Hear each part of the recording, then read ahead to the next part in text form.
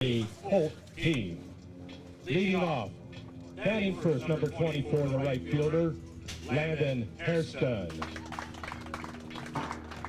Batting second, number 4, the shortstop, Carson Wasilewski. Batting third, number 23, the catcher, Nicholas Pisano. Batting fourth, number 13, the center fielder, Matthew Fight. Batting fifth, number 3, the second baseman, Jaden Granis. Batting sixth, number 7, the left fielder, Donovan Manifest. Batting seventh, number 5, the first baseman, Andres Galvez. Batting eighth, number 18, the designated hitter, Joe Timms. Batting ninth, number 9, the third baseman, Tyler Hatch. And on the mound, pitching today for the Colts, number 14, Isaac Rayfield.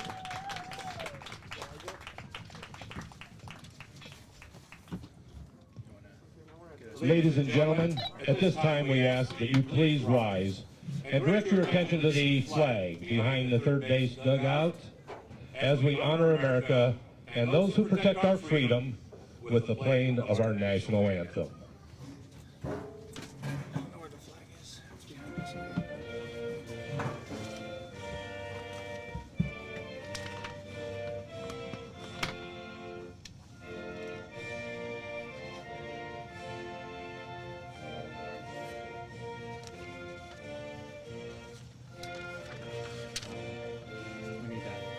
So we get heat off of that.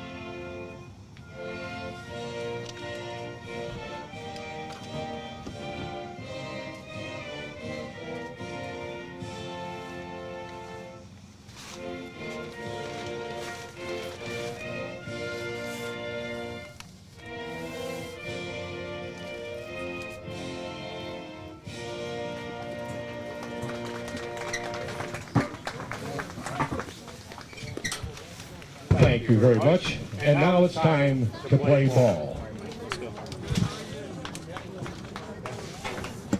All right. Welcome, everybody. We are with you here. This is Casteel High School. And today's matchup, visiting team, the Millennium Tigers, against your Casteel Colts. This is the second game of the season, Mike, for the Colts. They unfortunately dropped their first game against a good Basha team. That one kind of went the distance, and then they gave up a couple runs at the end there. My name is Brandon Harwood, joined here with Michael Yank, and we're excited for today. Thanks, Brandon. Welcome, everyone, to Sports Stream Arizona. We are in our high school baseball edition, and today we've got a good one. It's a beautiful day here in is this Queen Creek or are we Chandler? We are Queen Creek. Okay, Queen Creek, Arizona. Beautiful field. I know Coach Matt Denny works hard to keep the grass green, make the outfield perfect and playable, and looks like he's got the mound in check with the artificial turf at home plate, and so it's going to be a good one. They've got their guy on the mound for Casteel, and I'm sure Millennium is doing the exact same thing, so we're about to kick off first pitch. But again, welcome to Queen Creek for our edition of high school varsity baseball here in Arizona. Yeah, we're excited for today's matchup. We hope you are as well. One of the things, if this is your first time joining, that we do. One second. So one of the things that we like to do is interact with you online. So you're probably watching this game on YouTube or Facebook. We do our interaction on YouTube. So, make sure to let us know where you're tuning in from and who you're rooting for. Make sure that while you're here watching the game to like and subscribe to our channel. If you like what we're doing, also follow us on Facebook for all the action. As we mentioned, we do youth sports, high school sports, baseball, soccer, football, we do it all.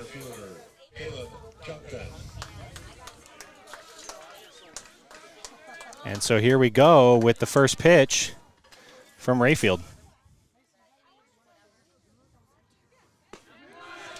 Unique delivery. I mean, you don't see that a lot. See how Millennium comes back and handles this sidearm approach by Isaac. Very tough, very tough. That one's going to be just a bit outside, ball 2. Good movement on the ball, Brandon. He's working the edge, establishing his zone, seeing where the umpire is going to be on those corners.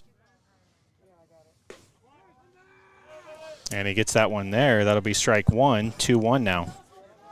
Leading off for the Millennium Tigers is number 13, Caleb Duncan.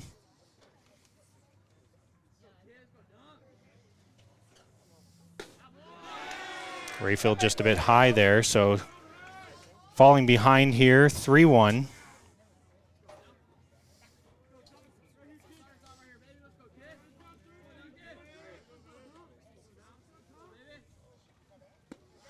Gets him to swing through, took a hack at that. Hitters count, and he went after it.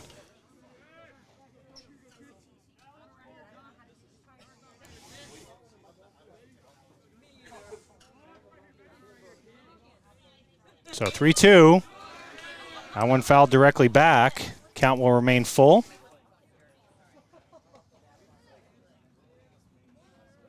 We're going to check in on the comments here. I always like to see what you guys have to say about today's matchup.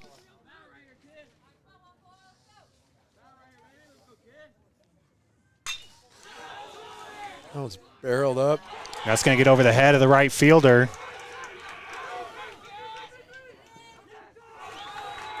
And Duncan will take 2. He draws the count full. And then a hard line drive out to right, gets over the right fielder's head. Yeah, he had a bad read on it. He didn't open up right away, kind of stutter-stepped, and then realized he had to turn and chase it. He did get all the barrel on that thing, though. He did. That thing came off hot. So good at bat there for Duncan. He leads off with a double.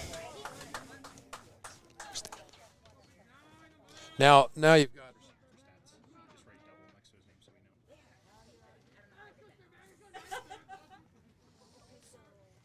Brandon, this is Sterling Allbrand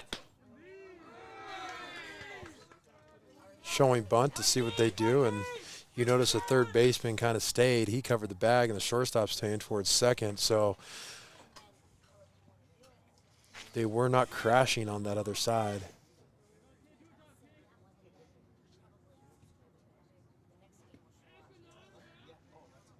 Rayfield with a long look.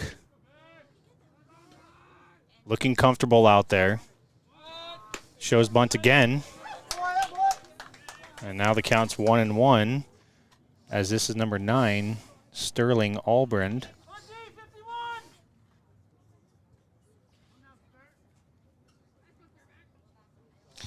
Here's what's happening on this, Brandon. The shortstop's staying close to second.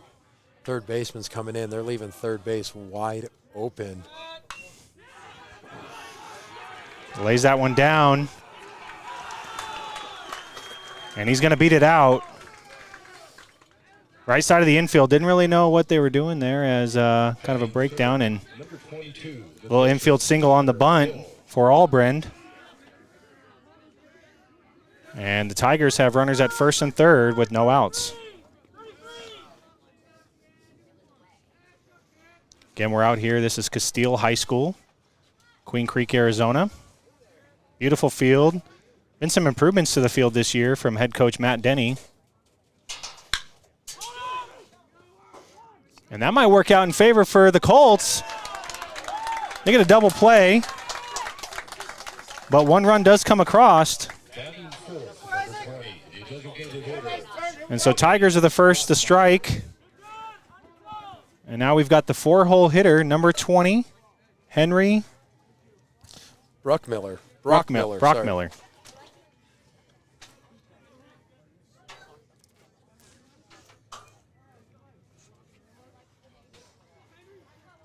So double play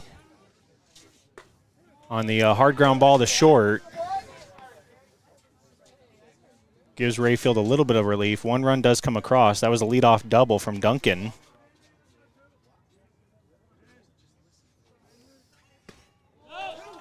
And that pitch just misses, just a little bit outside.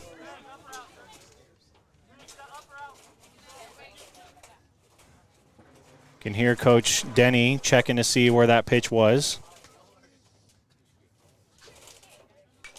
That one gets fouled directly back. 1-2. Head coach Matt Denny, 19 years experience coaching in the state of Arizona. He's done some Team USA coaching as well. That's right. Well respected here in town.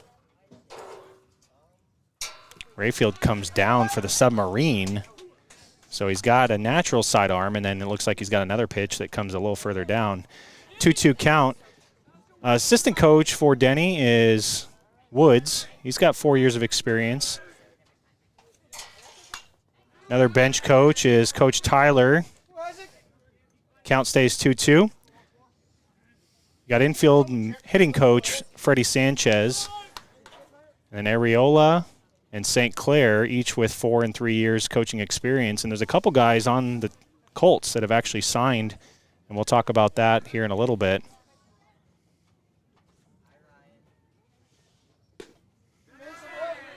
That one going to fall outside. Count's now full. So pitch count getting up there a little bit for Rayfield. As you mentioned, this is their horse. So they'd like to have him go the distance here. And he gets a swing and a miss on the high fastball. And that'll be the end of the first half. We're going to head to the bottom as the Casteel Colts get their first crack. Again, this is SportsStream Arizona coming to you live, and we'll be right back.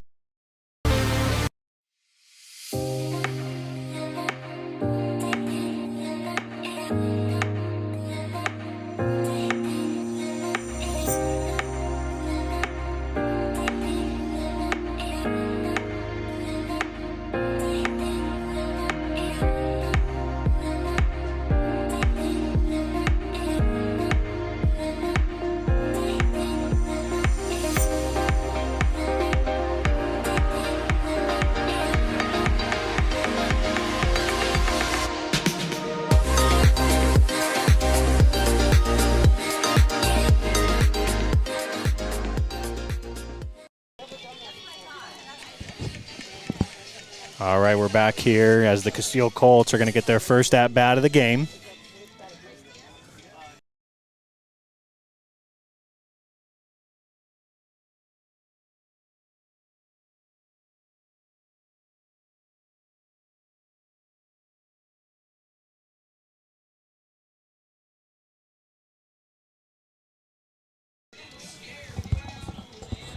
So Millennium Tigers score one. That was a leadoff double from Duncan. And a little bit of a small ball moves him over, and he scores on the ground ball double play. Leading off for the Casteel Colts, who we have as our leadoff, we've got number 24, freshman Landon Hairston. Then we'll go Carson Walewski. He's the shortstop. And then Nicholas Pisano. I was talking to Coach Denny prior to this week about his lineup and some of his guys. He's got 3 freshmen on the team. So a younger squad, but definitely some leaders with his seniors with Matthew Fike.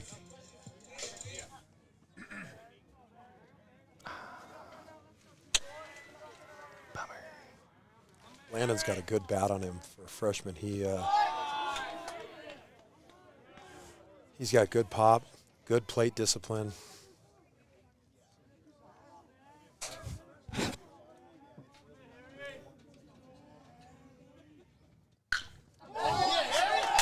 out into right field on a 1-0 count. Turns on that, hits a hard low line drive into right for the base hit.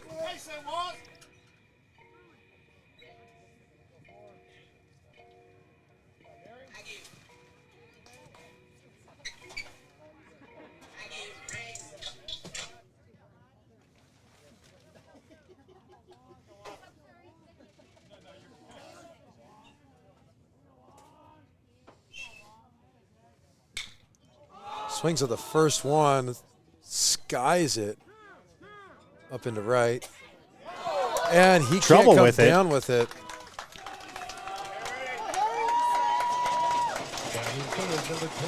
Colts get away with one there. Now have runners in first and second in a very good situation. And we've got a little bit of a breeze here, so that definitely can affect these outfielders, especially with the hang time on that ball.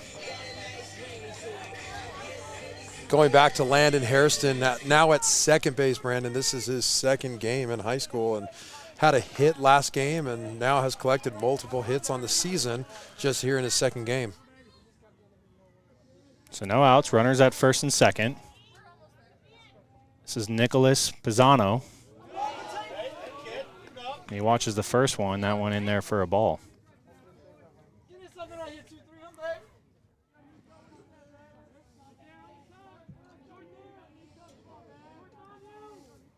Nicholas swinging that 2021 DeMarini Goods, a real popular bat.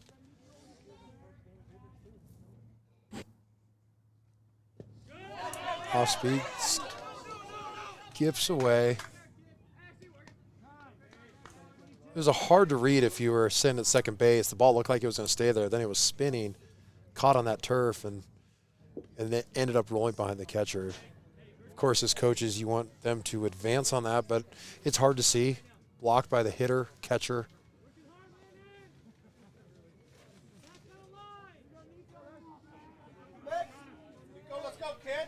So 2-0 count to Nico.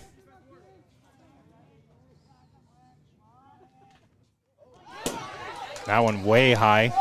It's going to get away. Runners will advance 90 feet, and it's a 3-0 count. Oh, so actually, Mike, sounds like we've got something as far as a dead ball goes.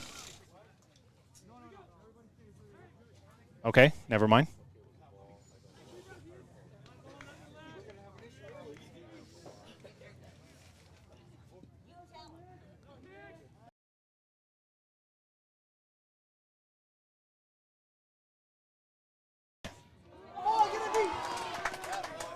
That'll be ball 4, Mike, as he heads down to first base. And so the Colts, bases loaded, no outs. And as mentioned, you've got one of those seniors, number 13, Matthew Fike. And Matthew was 1 for 2 in his first game this season. Again, he's going with the DeMarini Goods, end load bat with a lot of pop. We're going to have a conference, though, before this gets going. Yeah. Again, this is Sports Stream Arizona coming to you live. We're out at Casteel High School in Queen Creek. Make sure while you're here watching the game, if you're a first-timer, to like and subscribe. Also, follow us on Facebook. Have him go move that tripod down because those coaches are standing in front of it. See if he can just move down the fence a little bit more. Okay? Right now? Yeah. Wait. Okay, now. Just move it down? Yes.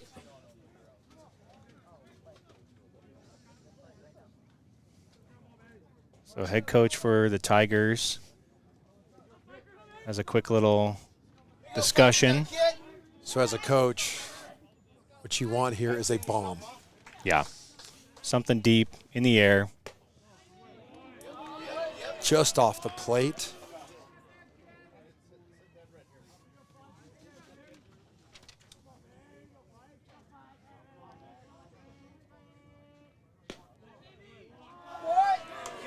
You can see that ball just a little bit outside. You can tell the catcher's pulling it in off the right knee.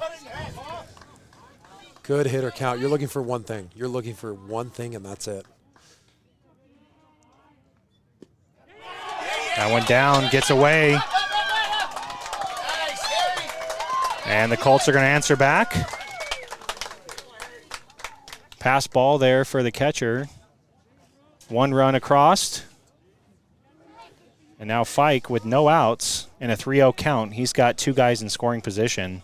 This is where you want to be if you're the 4-hole hitter. Advantage him. See if the coach wants him taking or what he does here. full take. Look, anything but a short fly ball will get the job done.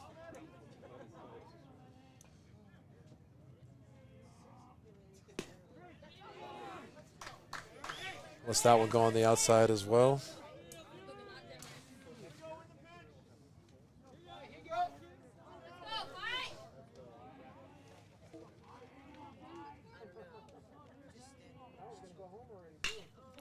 That one fouls off the leg, straight down, and then kicked out.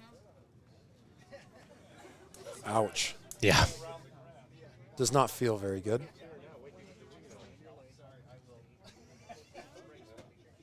So we're going to do it again with a full count. Casteel does not have any outs and 2 runners in scoring position.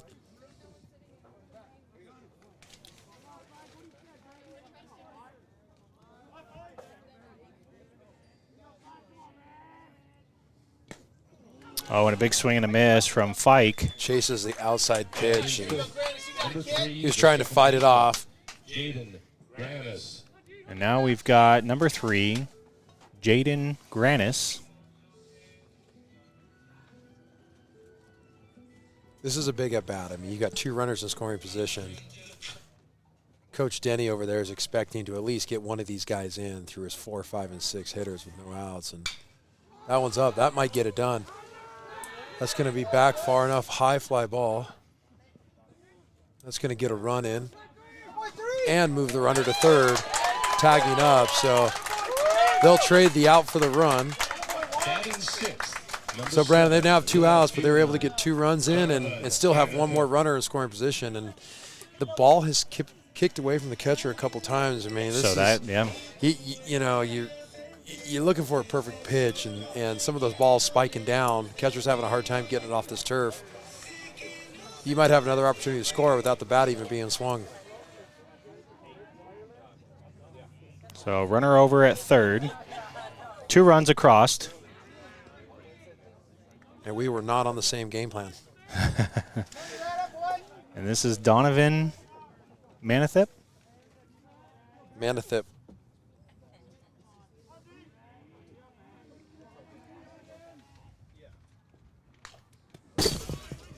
That one fouled directly back to us. Did not flinch. 0-2 count. That's good.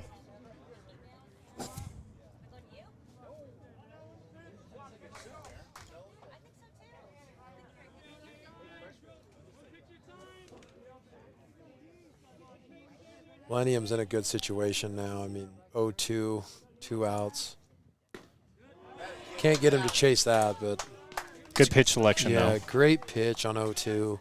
Trying to get him to chase something, limit the damage. You know, going from bases loaded, no outs, to only them scoring 2, getting out of the inning would be great for Millennium. Dirty curveball, swings through it for strike 3. That was a great pitch. Yeah, but a good inning for the Colts to answer back, and they got an additional one for insurance. And we're going to head to the top of the second. Millennium Tigers will come back up. Again, this is Sports Stream Arizona coming to you live. We'll be right back.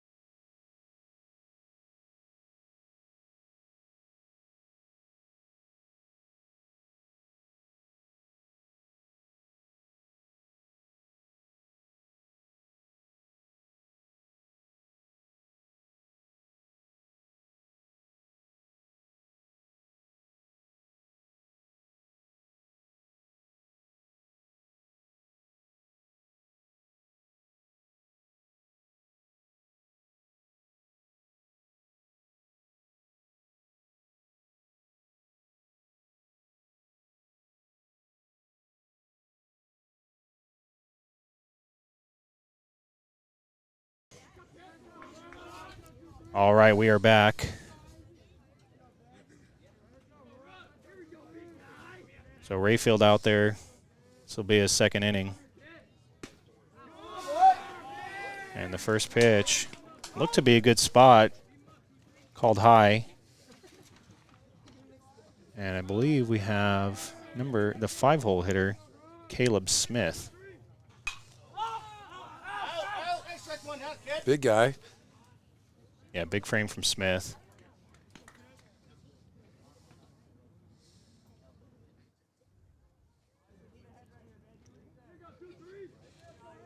One and one. Rayfield from the windup. And it's not getting the call there, as that's just a little bit outside.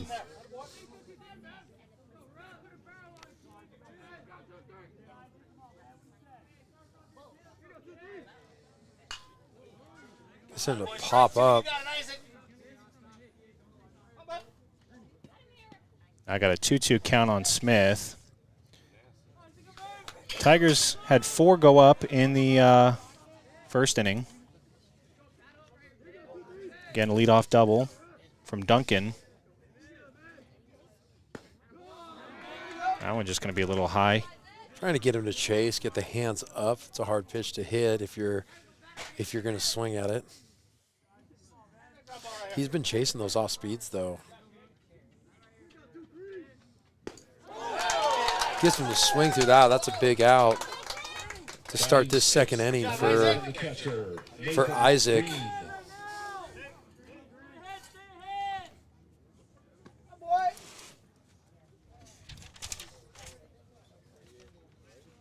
So now we've got number 11, Nathan Green.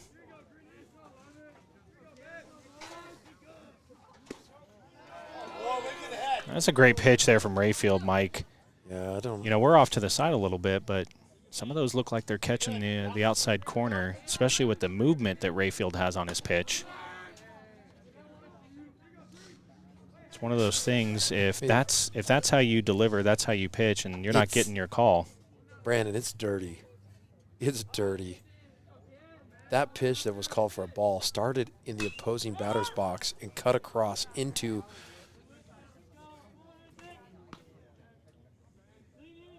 I don't know where it missed.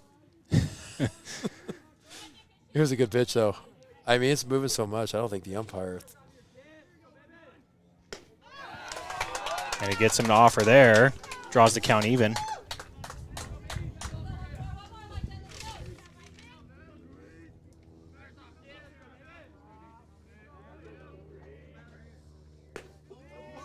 That one outside. Yeah, that one stayed off the plate. You can see the catcher reaching for it.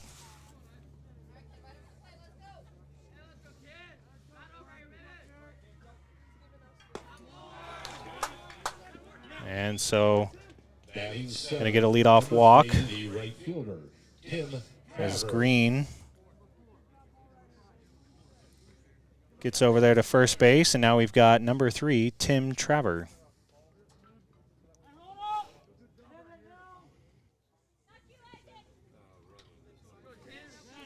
And that was pitcher, correct? Nathan Green? Is that right? Tofield is now in running for No, I think Connor Hill's pitching. excuse me, for Green. And we've got a courtesy runner as well. Big rosters for both these teams. It's the varsity squads. Both 5A. This is one of the things is they don't help us out early. One high and inside. Kind of hear Coach Denny over there continuing to encourage his pitcher. He's not getting some of those calls as he's running it out, running it in. He's got to make an adjustment, or it might be a long day for him. He gets,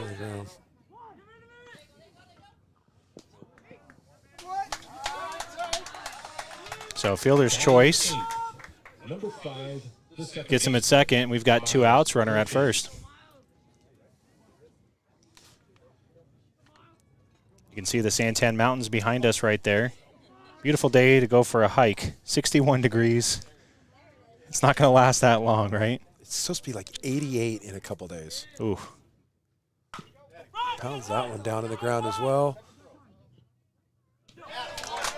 See how 2 balls that they just pound straight back down into the earth that helps him get out of that inning without any damage. All right, so leadoff walk doesn't come back to haunt Rayfield. We're going to head to the bottom of the second as the Casteel Colts are coming back up. Looking to add to their 2-1 lead. Again, this is SportsStream Arizona. My name is Brandon Harwood, joined by the wonderful, incredible Michael Yank. Great. And we'll be right back.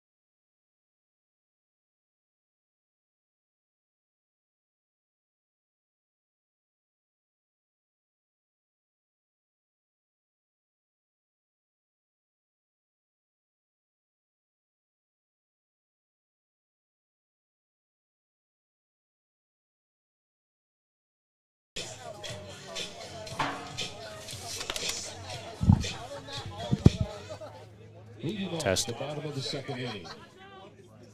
The first baseman, number 5, Andres Galvez.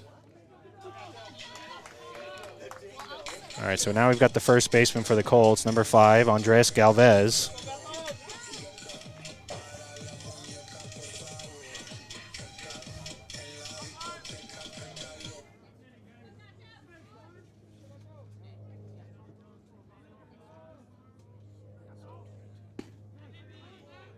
Good hard fastball in there for a strike. He gets ahead.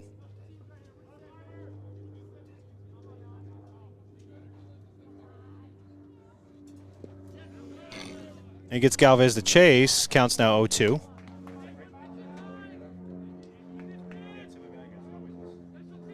Dead though? Because it was last time you put batteries in it.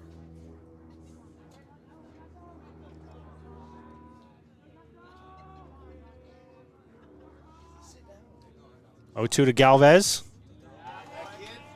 That one just misses a bit outside, so our home plate umpire staying consistent, not giving too much either way.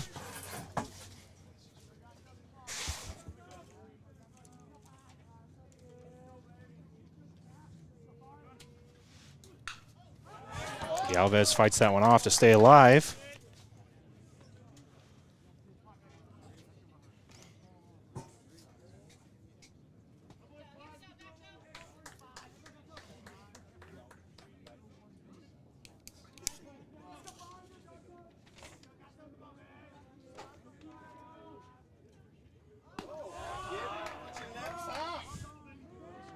That one sails high, kind of flies out of Smith's hand, and count goes even, 2-2.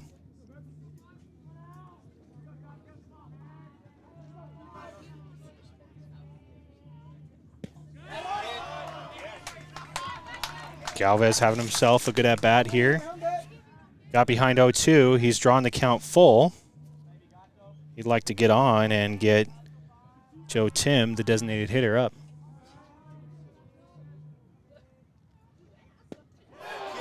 And he does. Oh! And so they rung him up on that pitch. That one questionable. Catcher went down to get it, pulled his glove up, and gets the call. And that'll be one where Galvez looked to be heading down to first base with leadoff walk.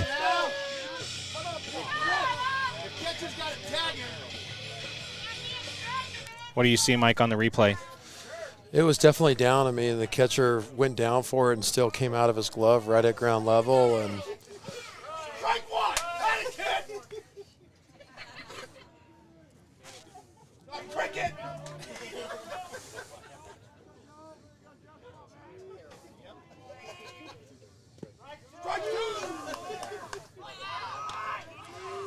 You know, Mike, got a couple parents and fans behind us making some comments. You know, it's just not necessary, right? You know, it's definitely not going to help get any calls in your favor.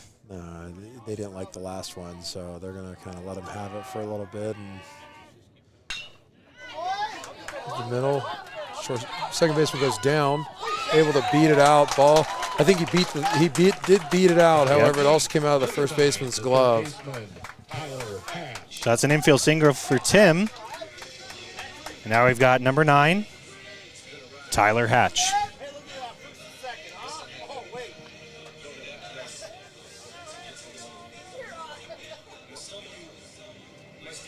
So strikeout looking for Galvez, infield single for Tim. After Hatch, we're going to return to the top of the order with Hairston.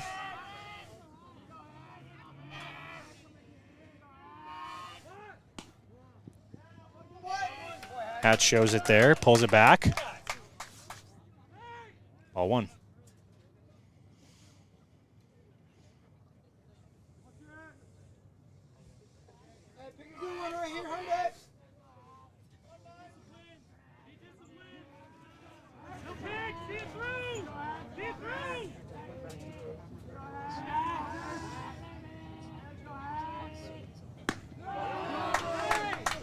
That one sails up. Hatch now ahead 2-0.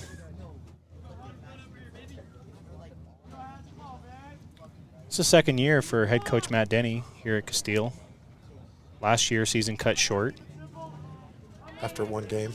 After one game. I think that was everybody, though, for the most part. Yeah.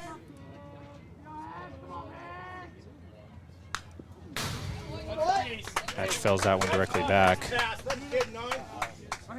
2-1 now. So Smith's pitch count kind of running up there a little bit. He lucked out on the strike 3 call, which helps him out. Be ready for it right here. Here we go.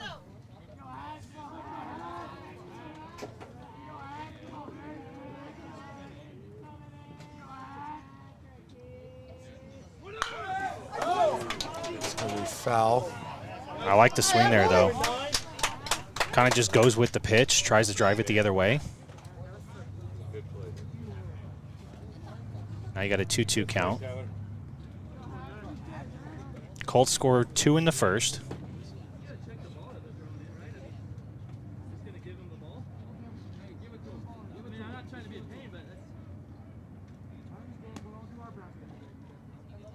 And Mike, you can hear Denny there asking, you know, just for a quick inspection of the baseball. You know, we got a lot of foul balls coming into play, and just got to make sure that there's nothing funny on the ball. Not that anybody's doing anything funny, but 19 years experience. 19 years, yeah.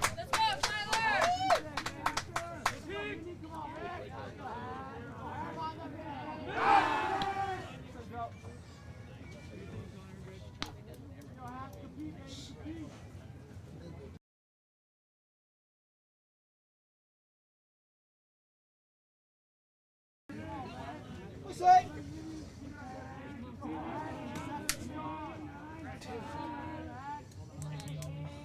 2-2 count to Hatch. That one sails high, and we've got another full count.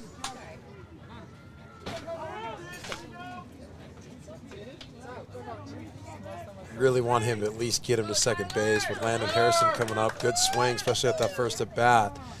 He gets a runner in second. He can have a chance to score a run here with the leadoff hitter, Landon Hairston. Hey, we say, trust you right here. Your coach, whatever it takes, get the guy over. Yeah. Get another runner in scoring position. That one way high, Mike. That one gets out. And that'll be a leadoff, or not a leadoff walk. That'll be a one-out walk for Hatch. And as you mentioned, now we're back at the top of the order with Hairston. He singled in his first at bat.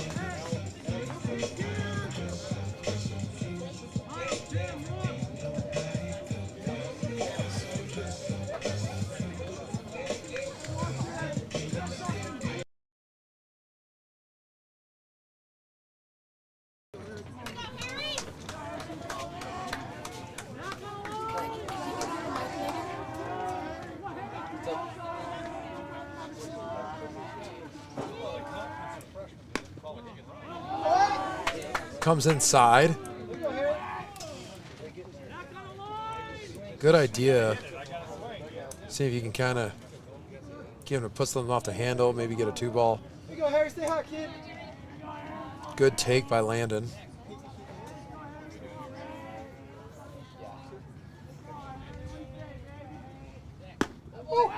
That one runs high and inside again. He's ahead 2-0. You got it, Landon. You got it, kid. Yeah.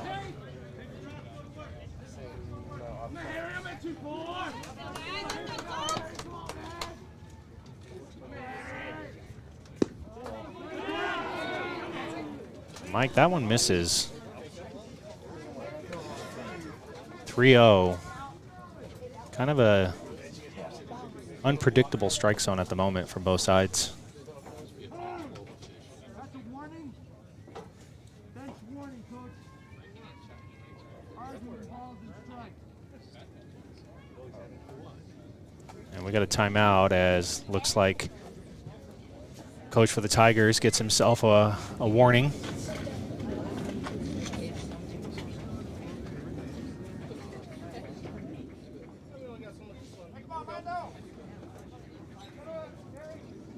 We tried to hot mic it, got nothing.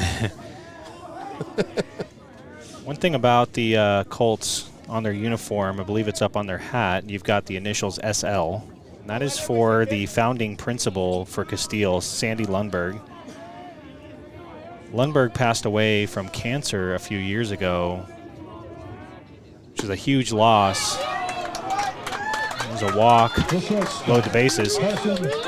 Huge loss, Mike, as Lundberg was actually one of the top principals in the Chandler School District. She was handpicked for the opening of this Casteel High School, which is also dedicated to the superintendent for Chandler Unified. Hey, stay through one right here. 4 home runs. So a walk for Hairston. He's 1 for 1 today. And now you've got Carson Walewski. He reached on an error.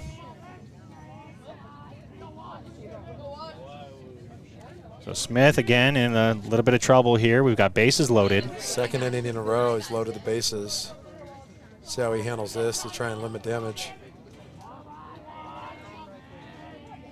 And he starts Walewski off with a strike. Good pitch, just on the outside corner.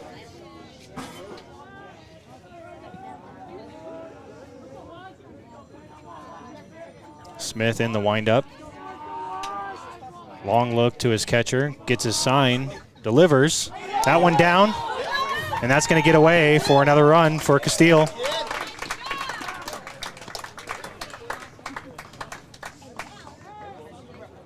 Tigers kind of giving him some extra bases. I mean, how many? We have a couple runs that have scored on pass balls now and wild pitches.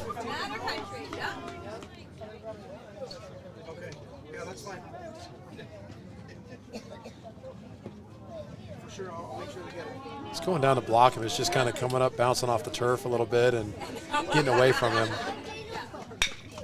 Puts the ball in play. That's going to score a run. Oh, and we've got another error. And that ball gets through.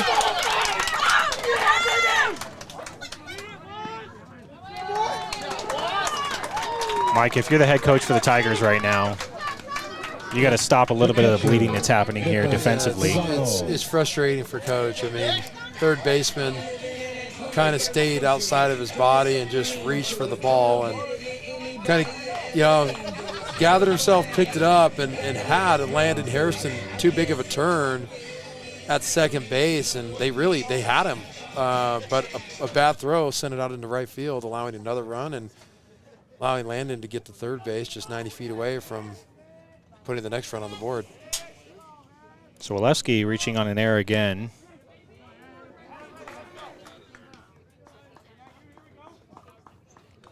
First pitch in there for a strike to Pisano. Pisano walked.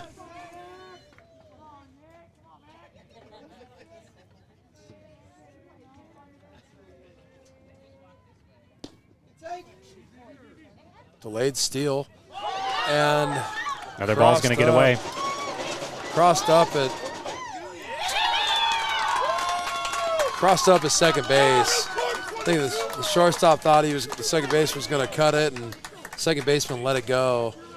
They were not on the same page on what they were doing, and that ball goes out into center field, allows the 5th run to come across the board for the Colts.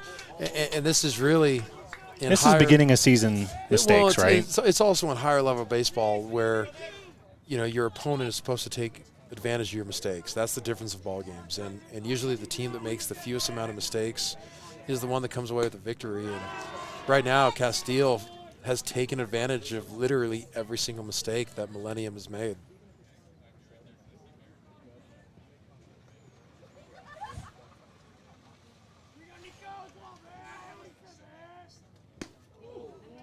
Big swing there from Pisano. Kind of pulled his head a little bit.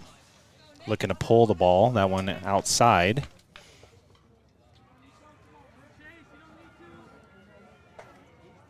Just trying to score 4 more runs with one swing. Right. Problem is, only one guy on base. And he watches there. Good pitch from Smith, and that'll be strike 3. Good pitch, froze him up. It might Right have at the been knees. a little down, but I Yeah. mean inside, and that's the one where you just say, hey, I don't want the umpire to be able to make that determination for you. Can't leave it in his hands with that something that close. Now you've got Casteel's one of their aces, Matthew Fike. He watches the first one in there for a strike. Fike, a lefty pitcher, hits from the right side. Signed at the University of Nevada. That was just at the end of last year, I believe. That went high, 1-1 to Fike.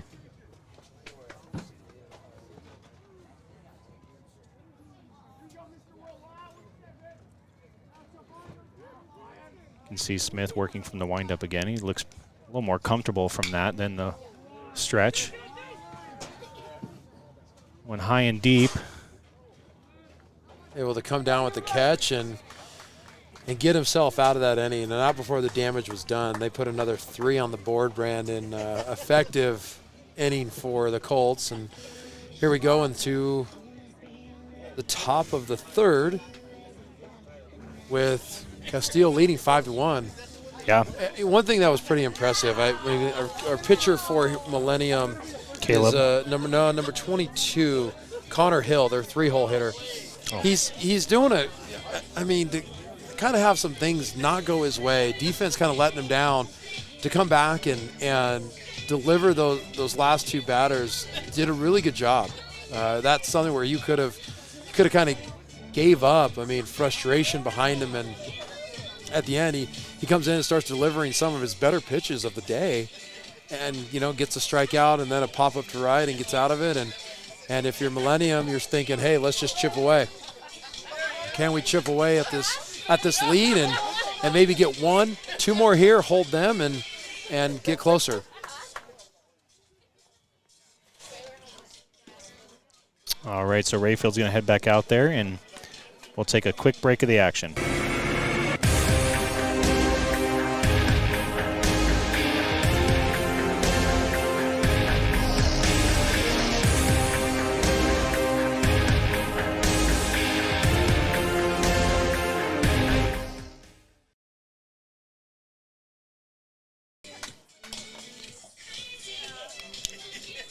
And his song's on. This is a guilty pleasure song for many, I think. A long time. This one came out, God, it's probably getting up on 10 years ago.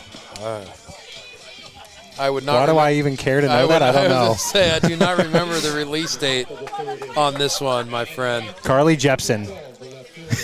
You know what? You are a walking encyclopedia because I got nothing. Of terrible information. I got nothing. And our viewers are so excited. By the way, thanks for joining us here at Casteel High School on Sports Stream Arizona. We're at the start of the third inning, and the Colts are leading the Tigers 5-1.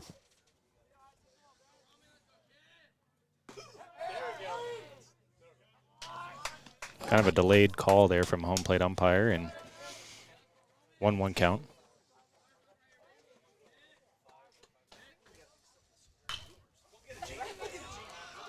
Kind of gets jammed, but it works out in his favor as he heads down to first base. That's the 9-hole hitter, Roman Amaro. The center fielder, Caleb Duncan. Now you return back to the top of the order with Duncan. He's 1 for 1 with a double.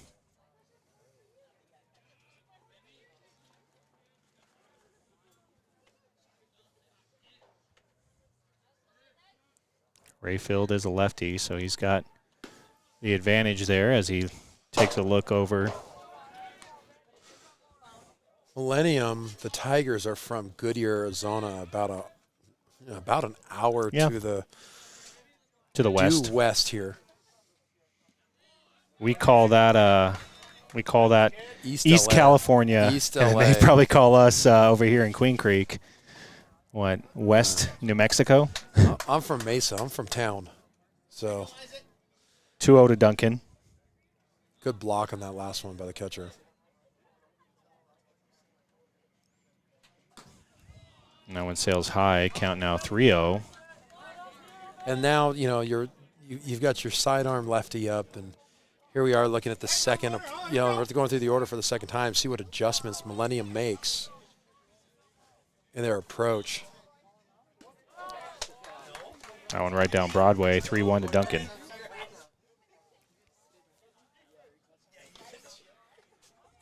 Smart baseball, 3-0 take. So I'm not at Casteel right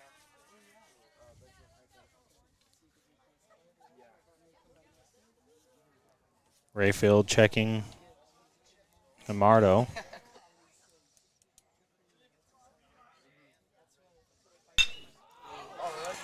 That's a great at bat.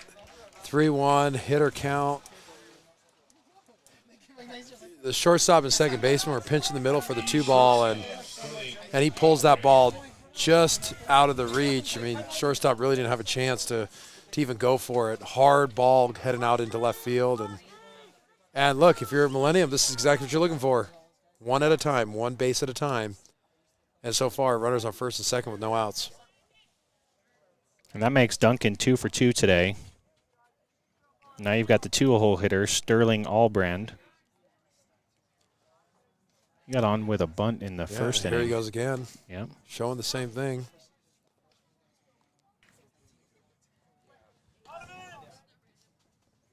You got to believe that the way they were crossed up the first time, why not? If you're going to do it with a runner on first, you might as well do it with a runner on first and second. To see how they execute.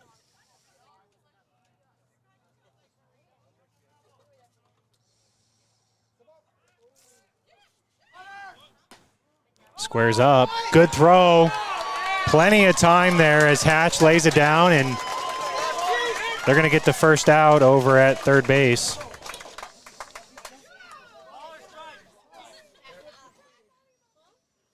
I believe that's a cardinal sin, isn't it, Mike? Getting the first and third out at third base in baseball. You've got to, if it's to put it down, I mean, here's the thing. You saw your runner go. You have to. You got to protect. You got to foul something off, put it in sees play. You have to get that bunt down. You have to get that bunt down. So 2-0 count. You got Duncan out at second. 1 out.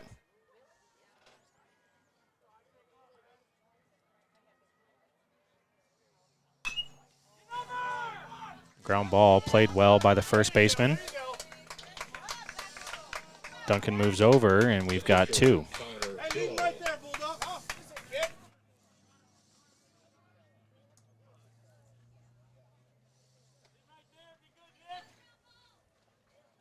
This is 3-hole hitter. As you mentioned, starting pitcher for the Tigers, Connor Hill. He grounded out into a double play in his first at bat.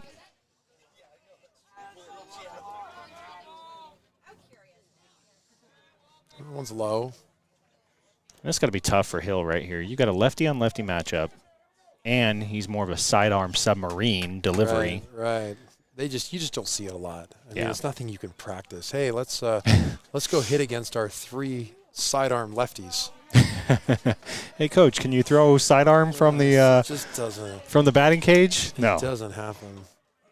You know, some hitters have success in it because they have to just over focus on what's going on, and they end up doing a good job on it.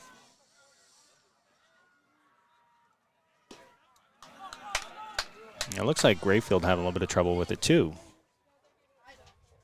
We mentioned how difficult it is for a hitter. I mean, sometimes as a pitcher,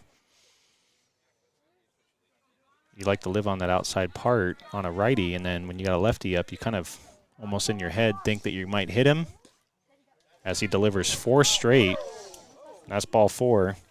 It was down. That's a good, he's consistent there on that, well, other than the one the parents disagreed with.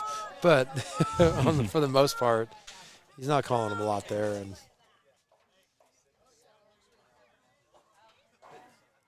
So with 2 outs, the Tigers have runners at first and third. And this is their full 4-hole hitter, Henry Brockmiller.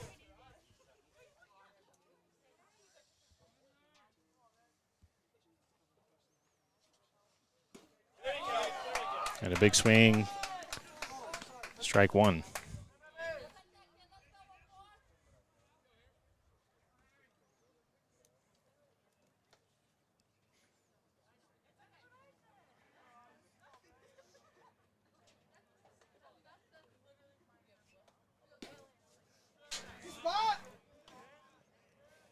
nibbling on the edges. I like it. Mike, we got close to about 30 people watching online right now on YouTube. Guys, let us know where you're checking in from. Who are you rooting for? Are you here for the Colts? Are you here for the Tigers? Are you impartial? Do you like us more Do you than like the game? us? Yeah. Yeah. Are we entertaining Are to you you? here for us?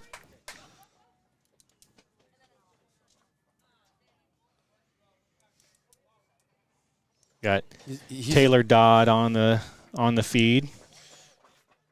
in a great situation right here. 0-2. Got in trouble. Limited potential damage here.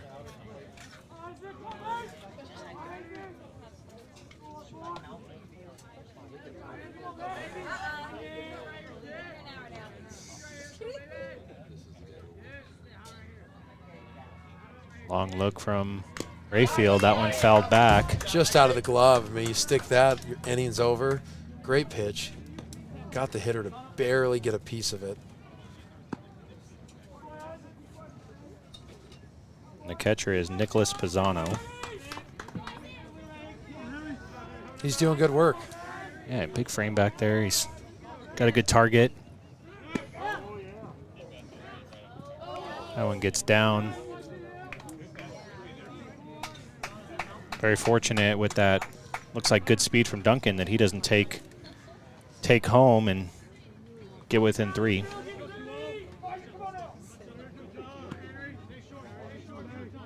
Yeah, he was coming in off the bag like the runner from third was going, but he didn't show that.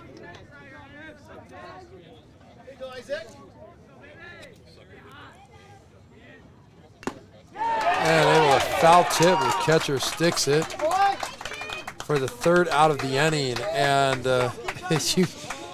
what looked like it could be a way for Millennium to really kind of come back into this game and get something going.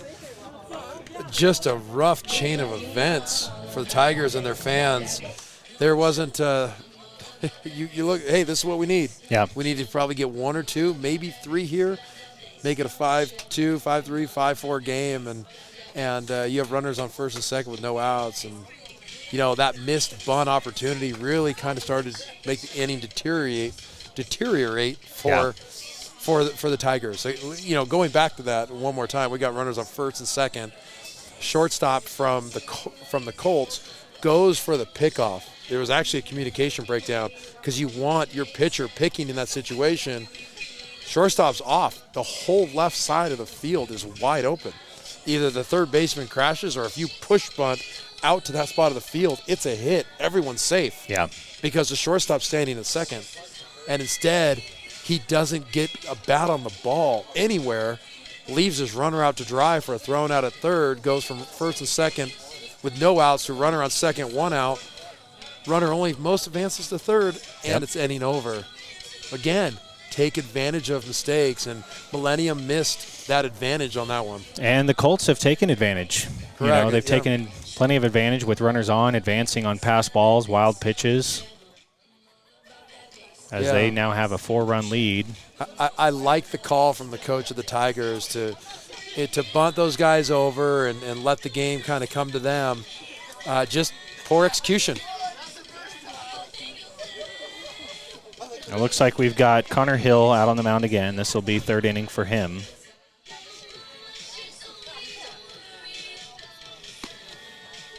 Leading off the bottom of the third inning for the Colts. You can see that SL on the side of Coach's hat right there. And so starting here in the third inning is number 3, Jaden Granis.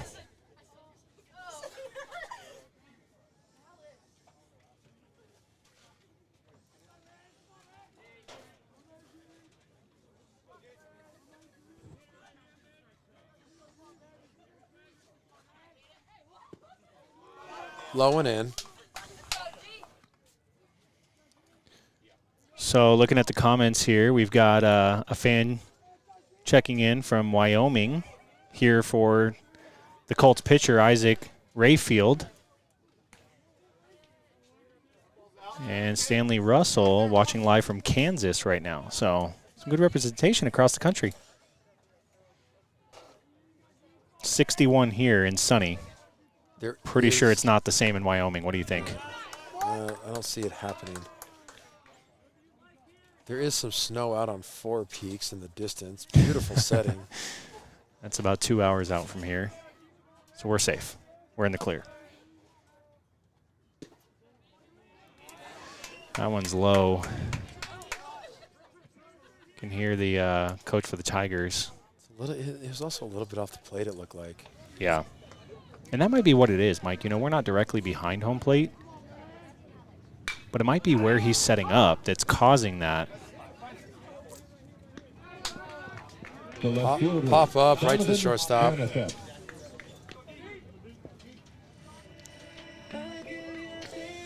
got someone else from Utah even checking in. Dale Osborne. Welcome, Dale. See what happens? I mentioned snow, and all of a sudden Utah shows up. Yeah, don't bring it this way, please. We're good without it. But in about 2 months, you can bring some cold something. Make sure that while you're here, if you're a first-time viewer, to subscribe to SportsStream Arizona.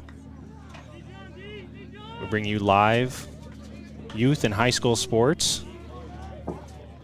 We're out here in Queen Creek. This is the Far East Valley in Arizona. Far East is fair. Yeah.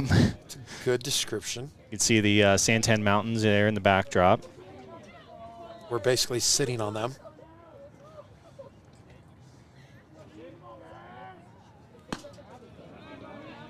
And a swing and a miss there. This is Donovan Manithip.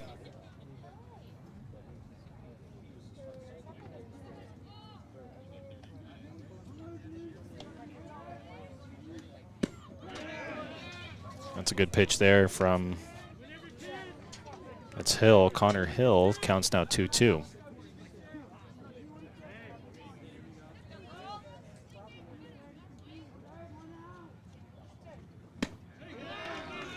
Gets him to chase that outside again. Went to the same exact spot that he took on. And he actually was further outside on that pitch, Brandon, but that last one before really set up the opportunity to throw a ball to get him to chase. So strikeout swinging for Manithip.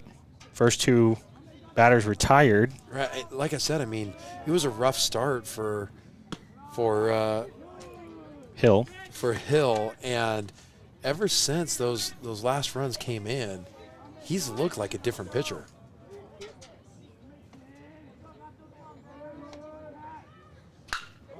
He squared that one. He got all of it. That's going to be one hop to the fence. He's rounding first. And he'll be in there standing up at second base as the catcher, Paisano, with a, no, I apologize, that's Andre Galvez with a 2-out double. That one out there between right and center. Great swing on that ball. Drove it to the best part of the park to get out as far as he could. And good job by the outfield also getting to it and getting it in, holding him to a double and not a triple. Now you've got the 8-hole hitter, designated hitter, Joe Tim. He singled. He had a little infield single in his first at-bat.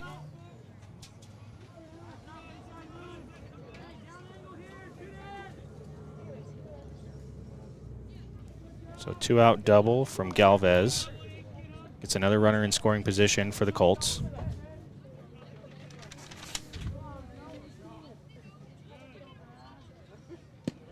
The pitch is down.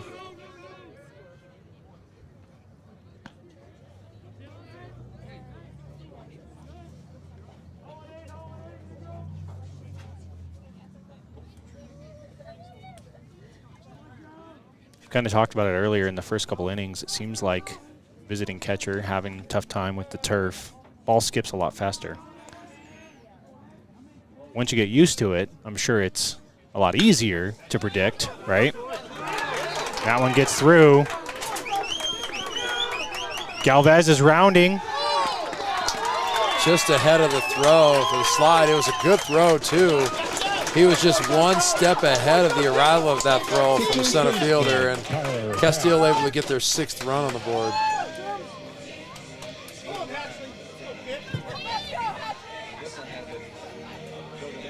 So Tim, 2 for 2 today, now with an RBI.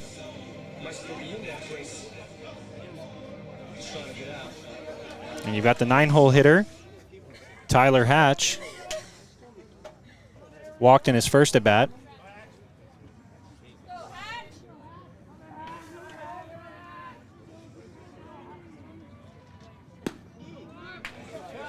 And a big cut there from Hatch.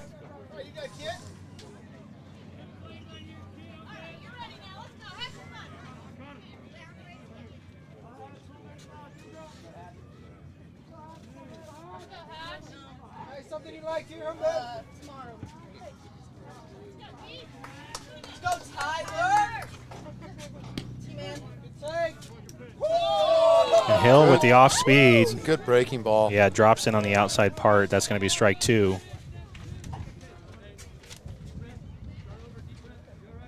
So with a 2-out RBI, Tim adds to the lead for the Colts. They're now ahead 6-1.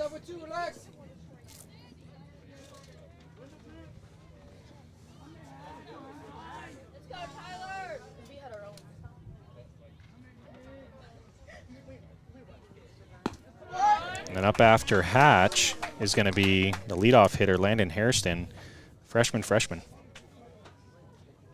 As we mentioned, very young squad for Coach Denny here.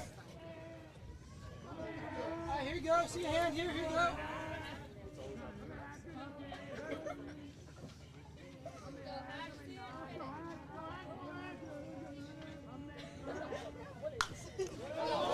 Change up, hangs it. Able to get a.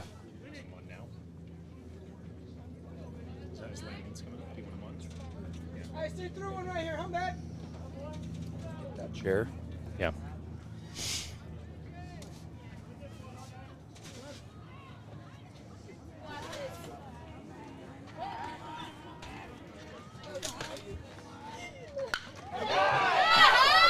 The Hatch sends that one directly out to center, squared it up, but right to the center fielder, Duncan. And that'll be 3. We're going to head to the top of the 4th. Again, this is Sports Stream Arizona coming to you live. We'll be right back.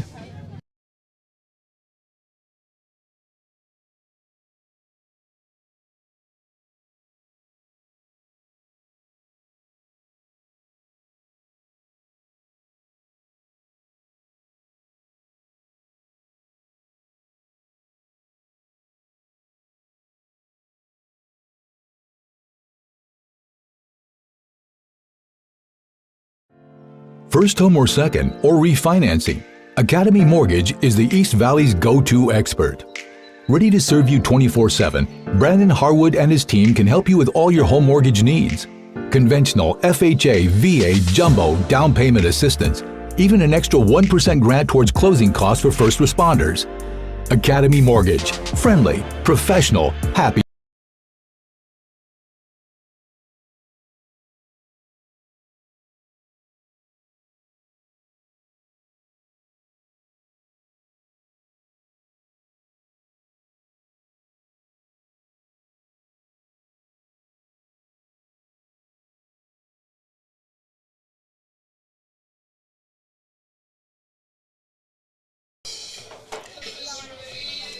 Welcome back, everyone. We are here at Casteel High School. The Colts are up 6-1 over the Millennium Tigers. Millennium out of Goodyear, Arizona. We're here in Queen Creek, and we have a special guest with us. This is our friend, and you might have seen him on our channel before, Scott Hairston, former Major League Baseball player with the Diamondbacks, the Padres, Mets, Cubs. Great ball player, and the cool thing is his son is playing in his now second high school game. Hi, Scott. How are you? Oh, good, Mike. How you doing? It's good to watch baseball today. Right. Not a bad day for it. You know, we had some baseball over the weekend, and it was cold, so this feels much better. Yeah, much and better when the sun's out. Not raining. Right. So we'll take that. So Scott, your son Landon has just kind of started his high school career, and you obviously went on the same path, high school, then college, then into pro ball. What are you seeing from – I'm going to go to Landon here in a second, then we're going to talk about baseball in general. But since Landon's on deck, I want to talk about him in between these pitches here. When you're what are you seeing from Landon compared to what maybe baseball was like when you were a kid? Well, he's progressing at a really nice rate. I think he's had a bat in his hand since he was 2 years old, from as far as I can remember. But he loves the game. He loves competing. He works really hard away from the ballpark. He's hitting in the backyard off the tee, just constantly working on his game. I've been really impressed with him, and I'm glad it's paying off the way it should. And he's so excited to get this opportunity to play on the varsity level at such a young age. He's just a freshman, so he's starting. pumped up and starting. And look, I don't know if you were here just yet. Did you see his first at bat? Were you here for the first one? I okay, did. you were. So, he roped one into right field and really didn't get a pitch to hit his second at bat. That one fouled back. Count is still 0-2. 1-2. 1-2. Okay, sorry. We're talking. So you got the game. I got it. So, well, and you've helped develop your son. You're helping develop other youth players and preparing them for this high school level. What's one of the big takeaways that kids listening today? Because we have an audience of abroad. We've got a lot of fans from other teams that follow our channel, and now high school as well. What's one of the biggest takeaways you can give a kid who's might be that 12, 13, 14, getting ready for high school? Get some good barrel on that. Landon's going back for it. Gets to it quick and able to hold him to a double. What's that one takeaway for that youth player? Well, just be coachable, and there's always something to work on. This game, you can never figure it out, and the big leaguers will tell you that too. They're always working on something. Baseball is such a hard game to play, and I would just say, hey, work on your craft. Again, you don't have to be a robot and constantly work for hours every day, but consistent work ethic, and just really be a sponge out there. Basically, that's kind of how I was growing up, and I'm teaching my boys, if you don't know, ask, and be willing to learn, and to handle failure. I think that's a big thing too with us coaches. We teach our kids correctly how to handle failure, and it's really not, when we talk about character, the individual, everybody can have the best attitude when things are going great. When things don't go great, how are you going to come back? How are you going to rebound from that? And what's the process of not making that same mistake again? So that's pretty much in a nutshell what I teach, and you've heard it before because we coach together. For those of you listening, I mean, Scott's a third-generation professional baseball player. Him and his brother both played in big leagues. His dad, his grandfather.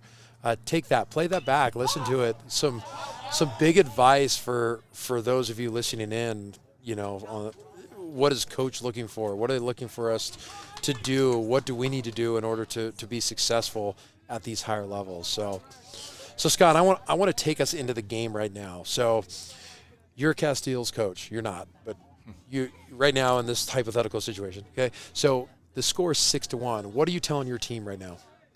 Well, stay on course. Don't really look at the scoreboard. Just play your game. The other team, Millennium, has faltered defensively and given us some runs. We've had some timely hitting, which is good, but just basically, hey, it's the start of the year. This is the second game of the season. So as a coach, you're looking at, hey, the at-bats of the hitters, are they quality at-bats? Defensively, are we in the right position? Fundamentally, are we looking good? Just things like that you worked on the last 5-6 months. You want to see it out on the field. So you don't necessarily be caught up in the score so much right now. I wouldn't be. But, of course, you're out to win ball games. Right. And if you're Millennium, I mean, you've had some mistakes. What are you looking for if you're sitting on the Millennium side? Well, the mistakes happen. Learn from it. Don't panic. There's still plenty of time left. It's just the top of the 4th inning. Don't give in. That's something that we look for as coaches. And to talk about that character word, that's a big word in this game. So, again, when your back's to the wall, how are you going to respond to that? Mm-hmm. Yeah, that's great. I like to see from the Millennium side, as you said, don't give up. Learn from those things and keep fighting. So, Brandon, we have a runner on second now, right? You want to set the table, kind of what's been going on while we were talking? Yeah, so runner on second, and he almost got picked off on a good play. So ground ball to Hatch. The throw was high. Galvez was able to pull it down and make the swipe tag, and then almost caught the runner out there at second base sleeping. So 2 outs. And now you've got, I believe, this is the 8-hole hitter, Miles Murphy.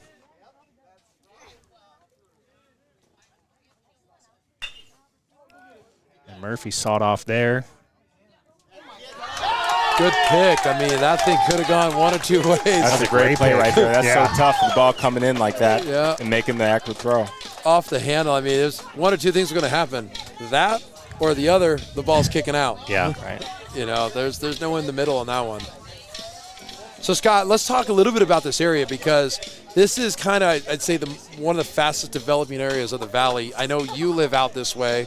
Tell us why you chose to live out here in that Chandler, Queen Creek, southeast part of the Valley. Right. My wife and I grew up, she grew up in the Gilbert area. We always liked this area. So as time went on, when we first got married, we lived further northwest than what we do now. We just started migrating further south. Casteel wasn't even on our mind until we built a house just a couple miles from here. Okay. And we were really impressed. We were really impressed by the school, the curriculum and the athletics. It just really worked out perfectly, I guess, for us. We like the way the program is headed. Matt Denny's doing a fantastic job with the program, with his knowledge of baseball and working with the kids. He seems to get the most out of his group, and as parents, that's all we ask for. And let's take it to another perspective, because a lot of us as parents, a lot of us, 99.9% of us didn't play pro ball, but we're looking at what high school should my kid go to? Is it the neighborhood one? Should I be looking at something based on what I think is best for my child? What are you looking for as a pro ball player?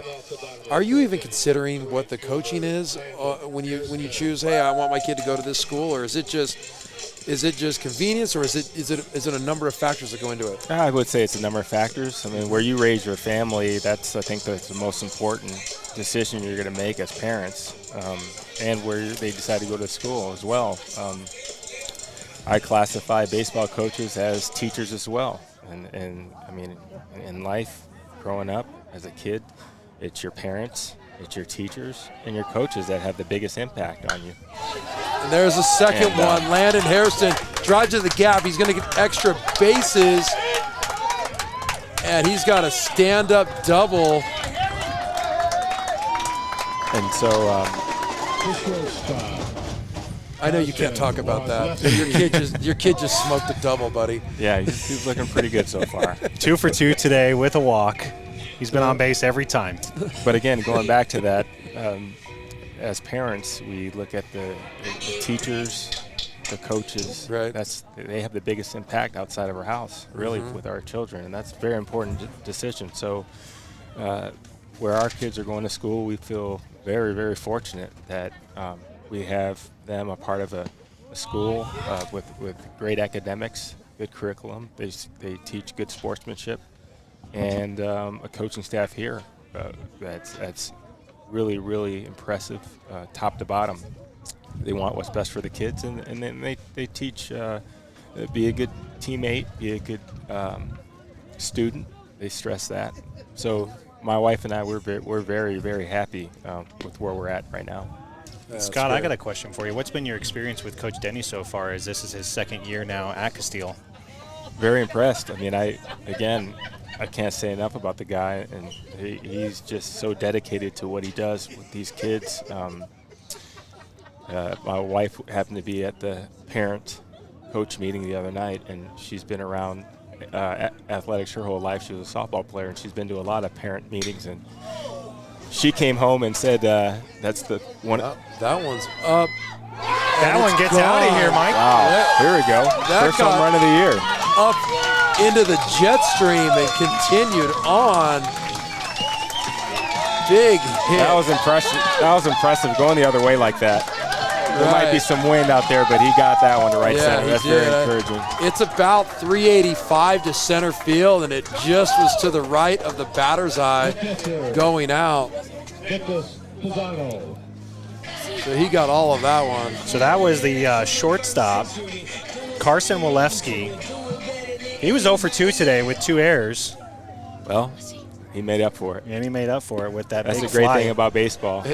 You always get that second chance or third chance. And you know, reached on 2 errors. I should correct myself. He reached on 2 errors. And Brandon, that was actually his first hit of the season because he was 0 for in the first game. Wow.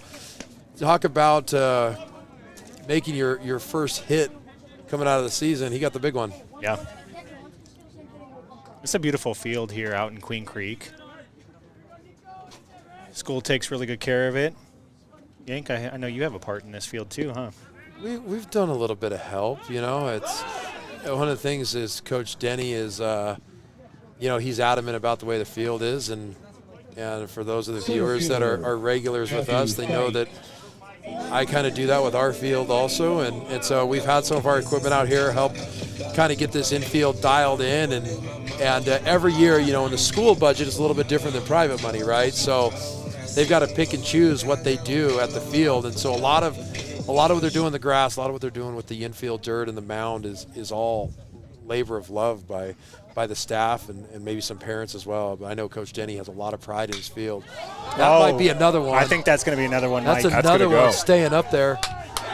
And we've got a second home run by the senior Fike.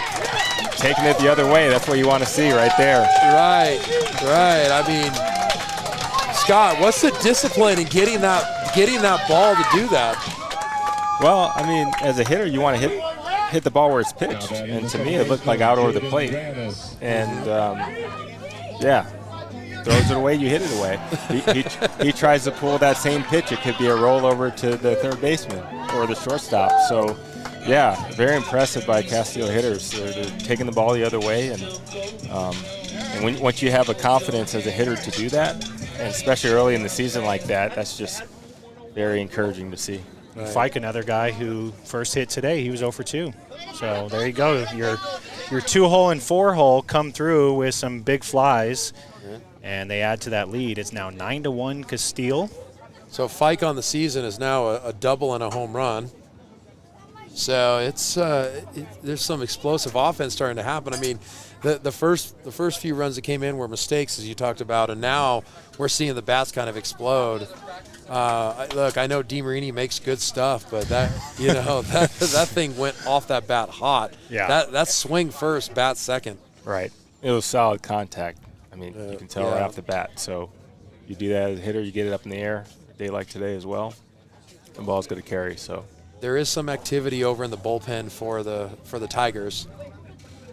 And I was talking about this earlier, Scott. So Fike signed. He signed at, let's see, University of Nevada at the end of last year. Do you remember that experience when you, whatever signing it was, if it was the professional or if it was college? Did you? Oh, absolutely. That's a huge moment.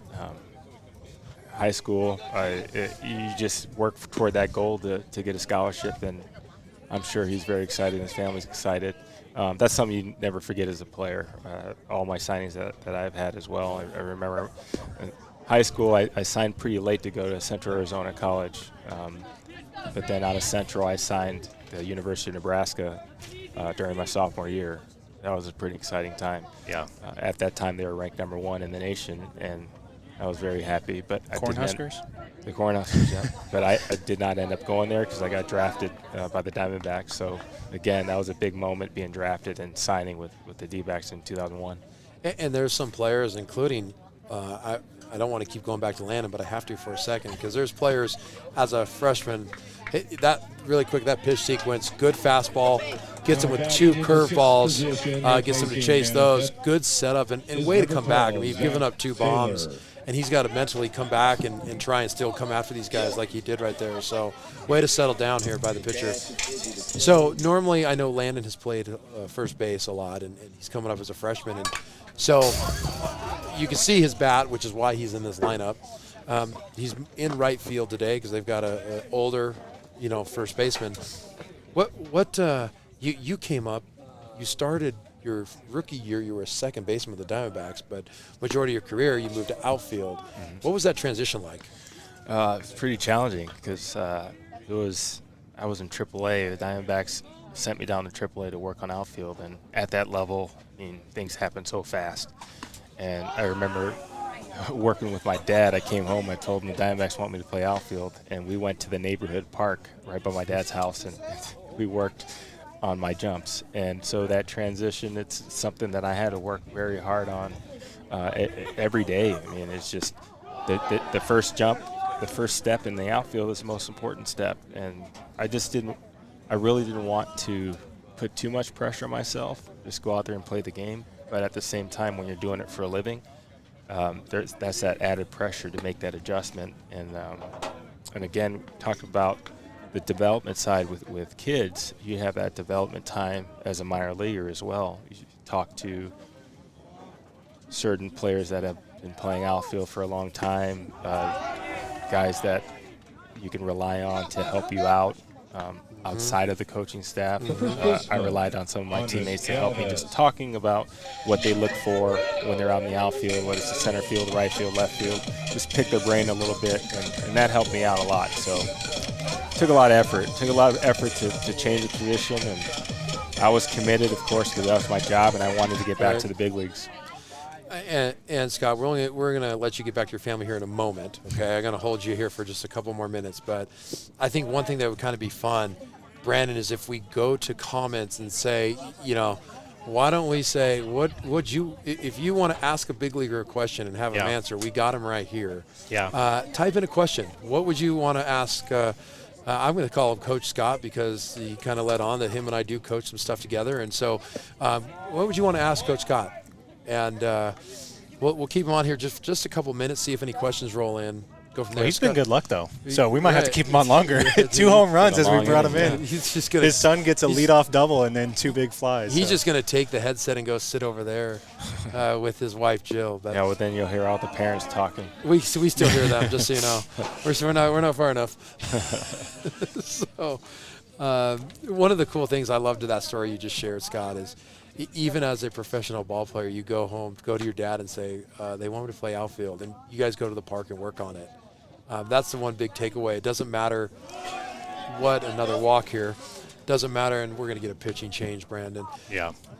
It doesn't matter what level it is. I mean, when you have a parent involved in what you do, it's whether it's a professional or just a youth level, you play a major role in your players' development, even as they're adults and professional athletes.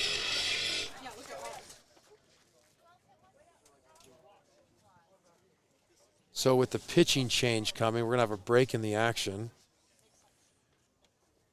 Where are we at in the Casteel order, Brandon? So that was the 7-hole hitter, Andres Galvez. So he's now 1 for 2 today with a strikeout, a double, and a walk. And I think we're at the designated hitter, number 18, Joe Tim. We did have a substitution in for Manathip. I didn't get the name. Number 12 came in, though. Got any guesses for us, Scott? Who's number 12? Number 12. That's Zach Saylor. Zach Saylor. Zach Saylor, okay. I recognize the last name Saylor. There's the starting goalie for the women's varsity team's last name Saylor. I wonder if there's any relation. Maybe. We'll have to look into that. You'll have to do your research.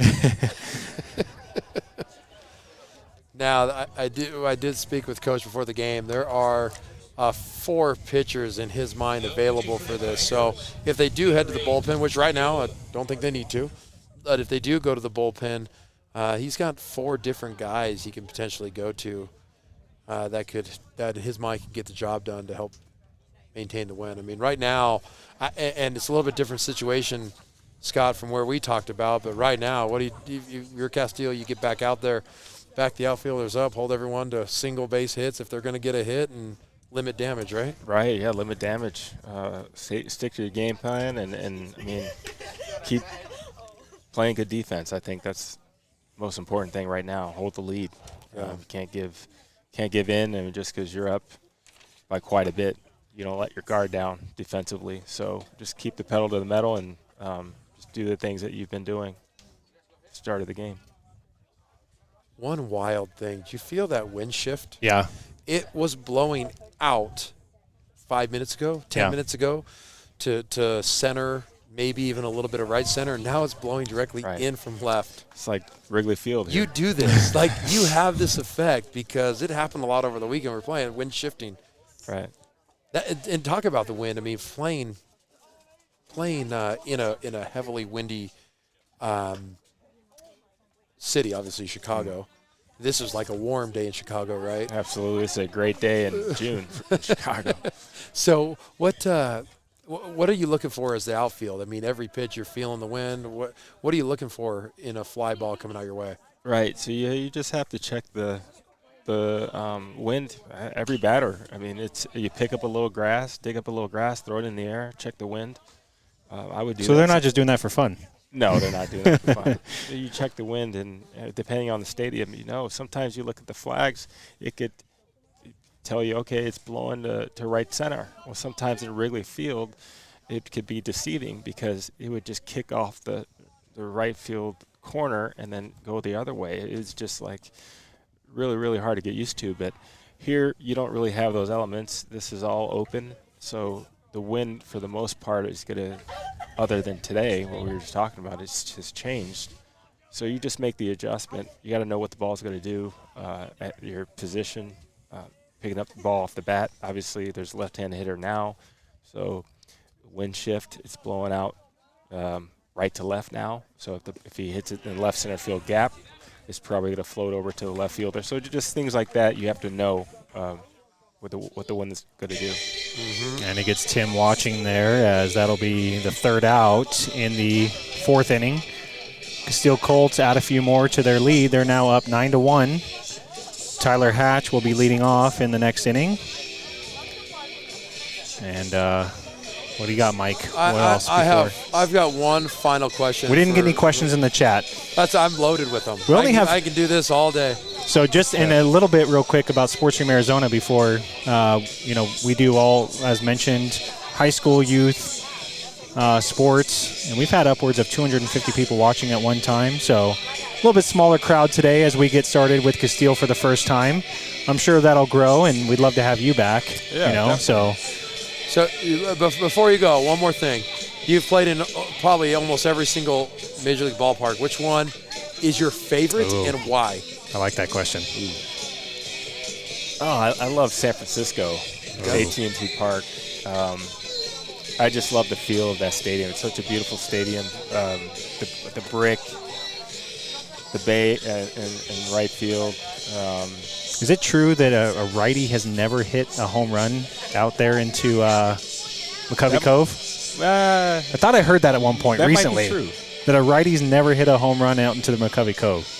I'll have to look into that. I mean, it could be way off. There could be like 100 home runs, but I've never seen one. When I heard that, I was like, "Holy cow, that's crazy." And speaking of wind, it's usually windy in San Francisco, but yeah, if you ever get a chance, I don't know if you've been there, Mike or Brandon, but it's an awesome ballpark. The fans are into it, start to finish, and it's just a good feeling. I love playing there. I did really well there, and I love that stadium. Awesome. All right, well, we're going to let Scott go sit with his family and enjoy the rest of his of the game. I mean, that's why he's here. I mean, we like to make it think like he came for us, but he does have a kid who's 2 for 2 in this game, and sit over by his wife and enjoy it. Because I got to tell you, a lot of the youth games, he's in the dugout helping coach, so they don't get the chance to sit together a lot and enjoy this game. So it's a good poke. Same spot as the 2 home runs. All right, before he just saw something there. So what did you see happen right there? What did you like? Well, yeah, he got on top of the fastball, drove it the other way. Again, like what we talked about before, he hit the ball where it's pitched. The ball was out over the plate, and, he had confidence and hit it there. The right fielder had a good jump on it, got it on one bounce, it didn't get by him. Yeah, Landon played that pretty well. Again, it wasn't a ball that he can catch, but as long as you keep him to a double, which it was going to be anyway, he did the job. So awesome. If he was on third base, that'd be a problem. But he kept him at second, and let's see if we can hold this runner from scoring. He would hear about later. I know that. All right. Well, Scott Harrison, thank you for being with us and joining us on the broadcast again. Always a pleasure. You're welcome, Mike. Great. Thank Brandon. you. Nice. Yep. Thank you. Being on with you guys. Thank you, sir.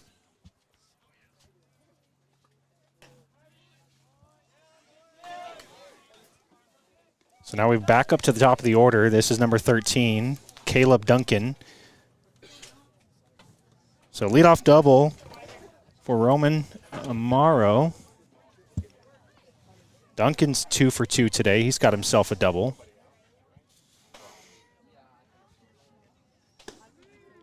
Now he's ahead in the count, 2-1.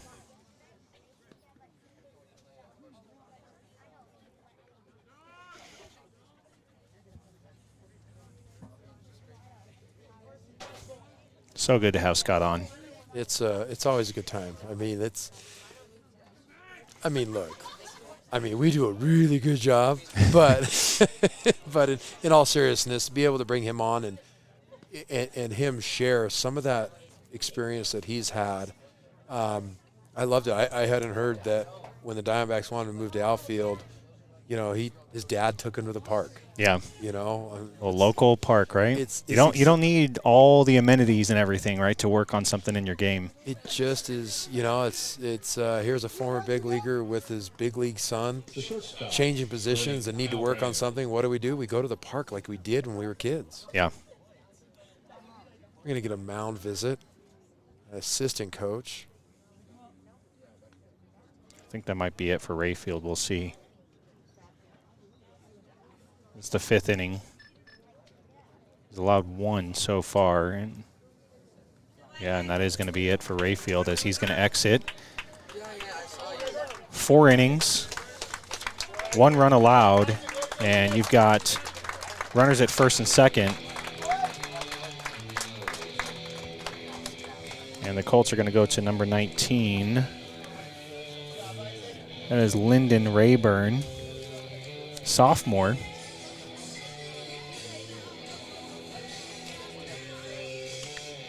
While we've got the break in the action, we'll take a break ourselves. We'll be right back. This is Sports Stream Arizona.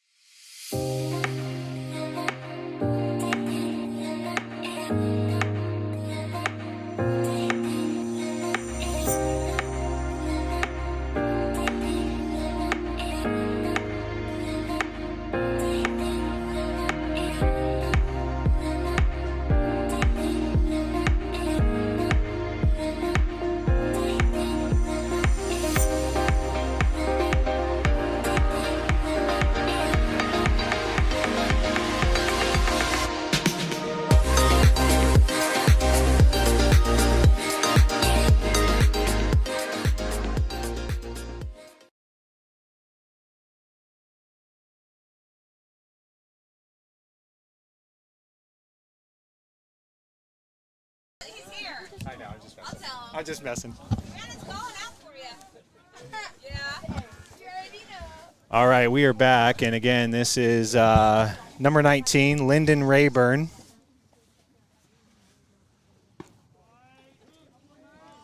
Rayburn, a sophomore here at Casteel High School. Comes into the game with runners on first and second, 8-run lead, no outs in the top of the 5th.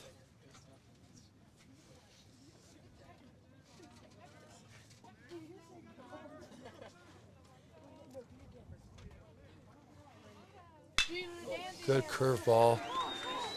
That one's going to get through. Shortstop pinching the middle for a double play ball, which allows that ball to get through. It's a good piece of hitting. He's going to hit a ball in the infield on the ground. That's the one spot you want it to go. Yep. 5-6 hole. And a Millennium showing some fight here in the top of the 5th. No outs, bases loaded. They're able to chip away at this lead. And if you're Rayburn, you're hoping for another ground ball, maybe get 2.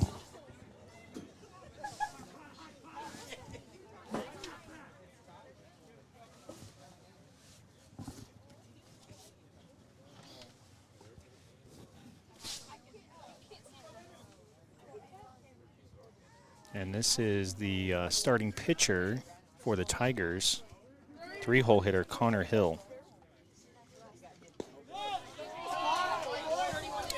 Good outside strike.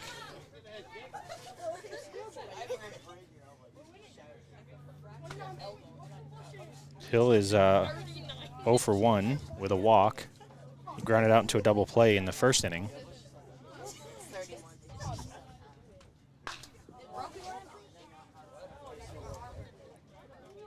Doesn't get fooled on that one. That last curveball, the one that was hit, the last at bat. Good curveball, just stayed over the plate. We'll see if he's going to go to it again.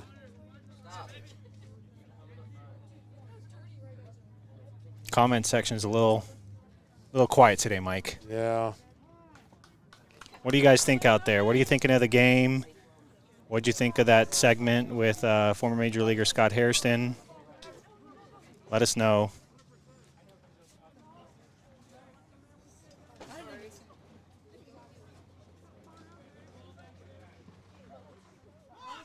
And Rayburn's going to be called for the balk as he quick pitches. I'll watch this on replay here really quick and see if it was not coming set.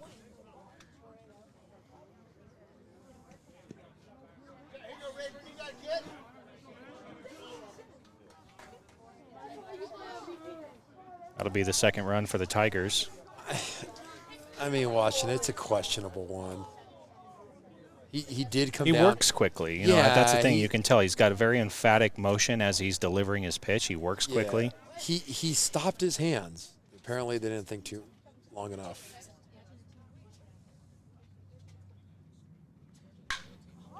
That one's up.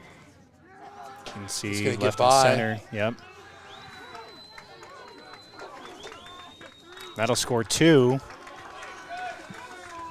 As the starting pitcher for the Tigers, Connor Hill, gets himself a 2 RBI double. He takes it to a 9-4 game at this point. Those 2 runs scoring, runner on second base.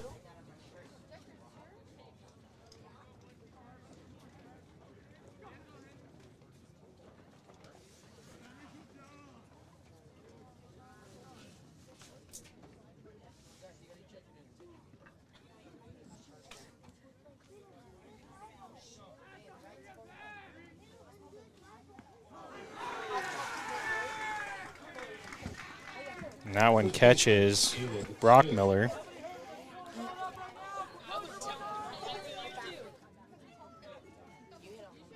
So now you've got runners at first and second. So 2 guys on again. Still no outs for the Colts as they started this inning ahead by 8.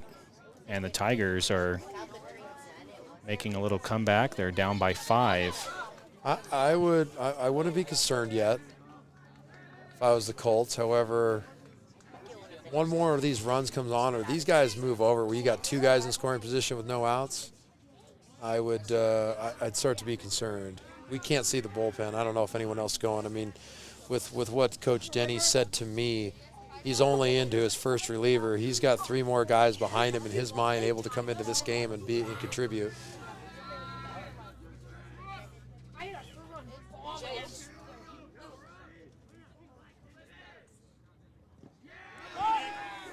Working the off speed.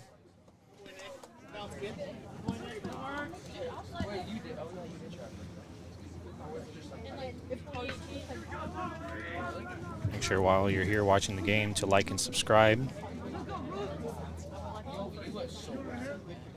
I had that one shot.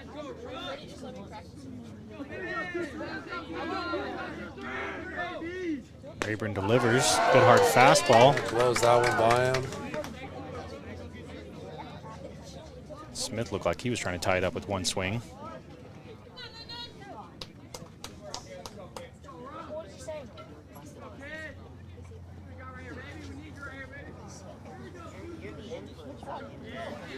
Smith 0 for 2 today.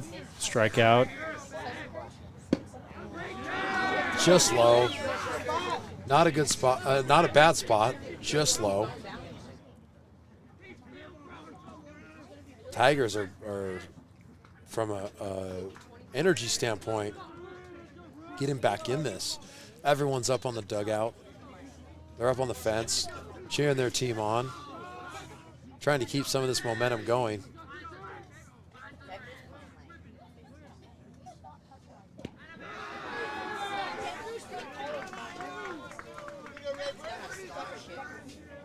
Counts now 3-1 to Smith. Right, in Brandon, this is a big guy. The left fielder, I would back up left and center just a little bit. You know, one did just get. You know, they just drove that one past him out to the left center.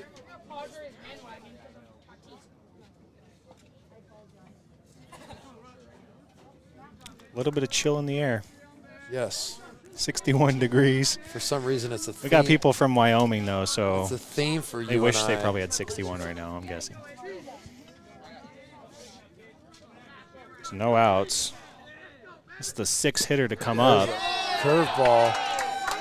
Gets a strike, freezes him on the inside. And the home plate umpire almost rung him up, too, on the 3-1. Right.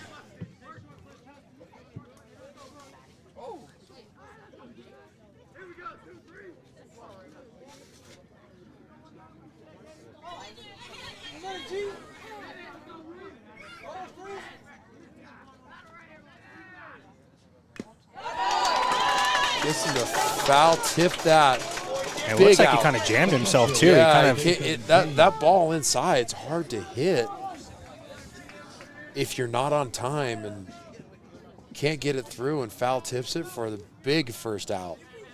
Big first out. Big sigh of relief from the Casteel side. It's got to be, you know, you don't want to go in and have another run come in with no outs and multiple runners on. So 1 out, double play balls in play. Get to swing through there. Great composure by the pitcher. Rayburn. Yeah, Rayburn showing some great composure. After getting roughed up right out of the gate, he's coming back and delivering a big strikeout and getting him to swing through this first one.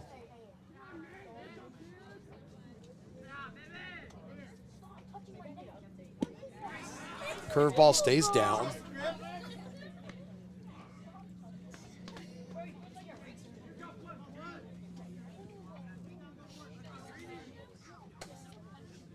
Got runners at first and second. As you mentioned, double play ball in effect now. Could get him out of this inning.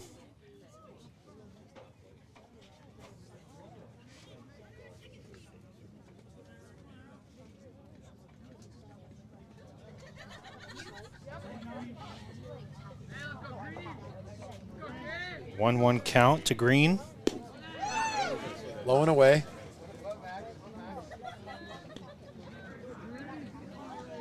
Going back to Smith, he's 0 for 3 today with 2 strikeouts. He did square one up to the third baseman, but having a tough day. Green had a double in his last at bat over there to right. He just needs to punch something through on the ground. Shortstop's playing close to the bag. Still, Rayburn continuing to live outside. Yep, still low off the plate.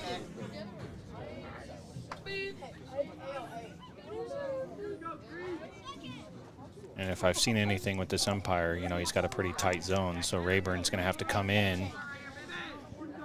Maybe be giving Green a cookie here. Yeah. Yeah, you do not want to get bases loaded, 1 out again. And he's trying to get him to chase something, and good discipline from the hitter.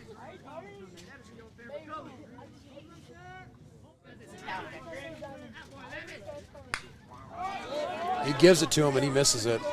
Foul ball. Full count. Yeah, that was a good pitch to get after.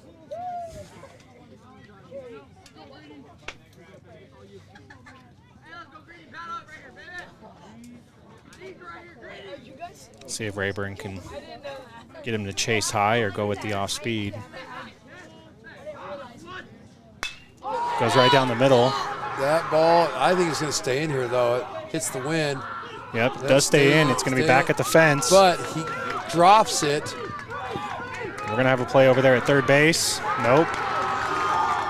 Took his eye off, kind of put it in the glove and as it got off the fence, and drops it, and that allows both runs to score and end up on third base. And this is that moment we talked about a minute ago. If one more run scores, you got to start thinking, what, you know, okay, now we're a little bit nervous. We had full control of this game, and that was a shot to the left center. So Green, double and a triple today. 2 RBIs. He's 2 for 2. He's been on base every at bat. And now they're going to be facing the 7-hole hitter, Tim Traver. Traver 0 for 2. And it looks like Rayburn is going to head off, getting 1. Bringing Carson Dunn, the junior, in.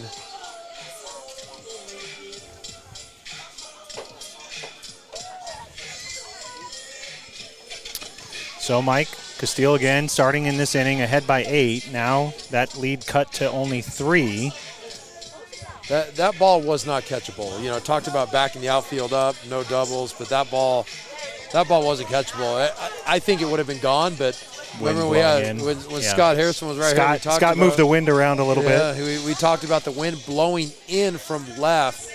I think that thing was going out, but it hit that jet stream that was once helping the ball go out. Now it's keeping it in. And again, the difference, I mean, both those runs were probably going to score, but you could have held them at second instead of giving them in triple. But by the ball coming out of the center fielder's glove, dropping back down to the track, having to go back down for it to pick it up and go, that allows the runner to advance from second to third. And here you are with 1 out and runner on third. Again, you're still up. You know, if that runner at third scores, it is what it is. But you want to get 2 more outs. Yeah. You know, they go 9-7. It's one thing, but you know, this run scores. They get another guy on second scoring position without recording another out. You've got to kind of be worried if you're Casteel. All that work and all those hits and capitalizing on the mistakes. You know, Casteel's not making a lot of mistakes. Millennium is just hitting the ball. Yeah. They're putting the ball in play where they need to, when they need to, and becoming an impact in this game. Mike, I see Gianna Lopez over here. What's up, Gianna? Gianna actually commentated with us one time. She's here watching the game. All right, so now we've got Carson Dunn. He's out there, runner at third, 1 out. Again, this is number 3, Tim Traver. 0 for 2 today. Sees the first pitch low. That'll be ball 1.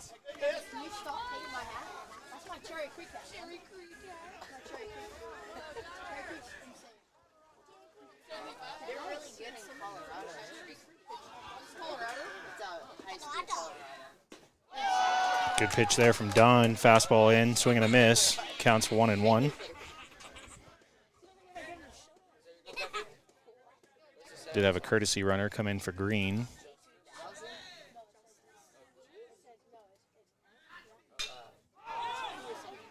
Pops that one up. Should be playable by the center fielder, Fike.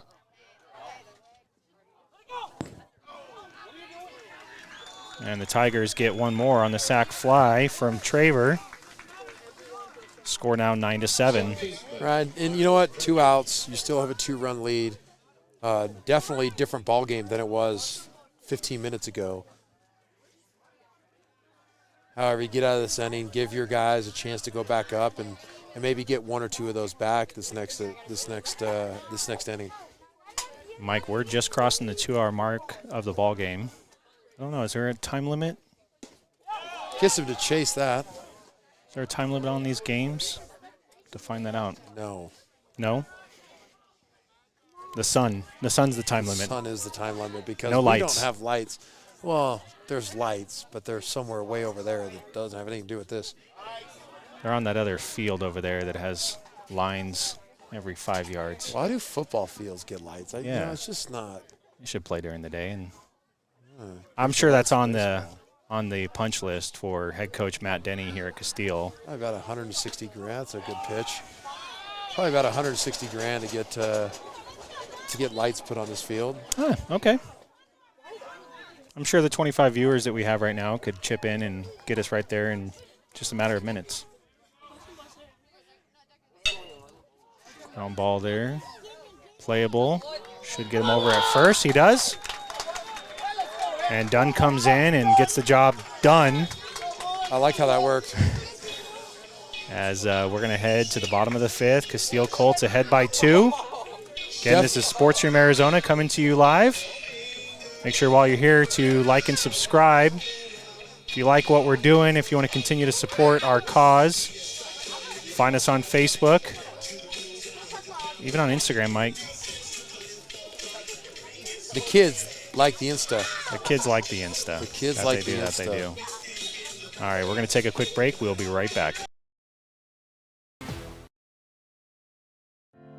First home or second, or refinancing, Academy Mortgage is the East Valley's go-to expert. Ready to serve you 24/7, Brandon Harwood and his team can help you with all your home mortgage needs. Conventional, FHA, VA, jumbo, down payment assistance, even an extra 1% grant towards closing costs for first responders. Academy Mortgage, friendly, professional, happy to serve. Mention this ad for a $500 credit towards appraisal or closing costs.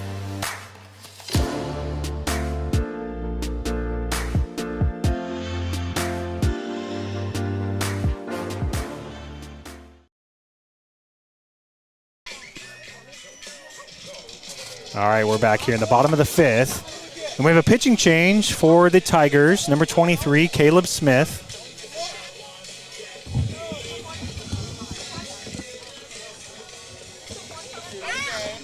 When are we going to come over and do some softball games? When are we going to come over and do some softball games? You can say hi to the camera. You got to. You're going to have to get down. She's still not. That's what a Casteel sweatshirt looks like.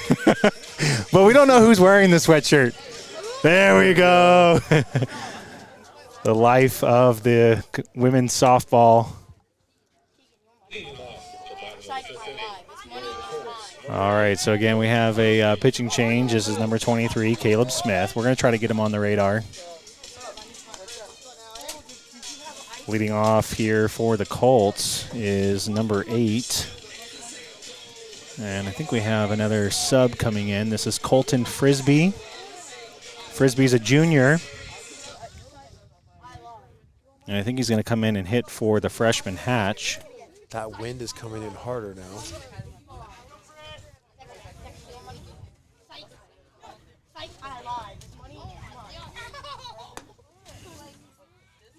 And that pitch is going to be outside. Smith bringing it in about 83 miles an hour on that one. Looks like he's probably got a little more that he can do.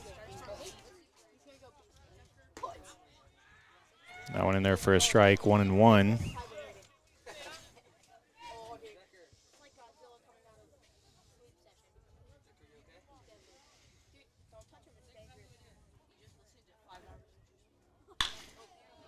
That ball right to the second baseman. And that'll be one. Smith sitting in the low 80s. Now we're back to the top of the lineup. Leadoff hitter, Landon Hairston. Hairston 2 for 2 today. He's got a double and a single. Also drew a walk in the second. I'm not afraid. I'm not afraid. Taylor's afraid.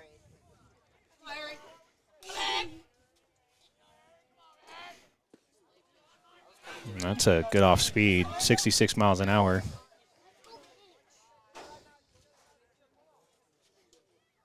I've had Hairston on the broadcast before too. Actually, Hairston and Gianna were the two we had. That one's just a little bit inside. Yeah, his fastball seems to be ranging right around the 80 to 82, 83. Off speed of 66 on the curve. That's a good variation.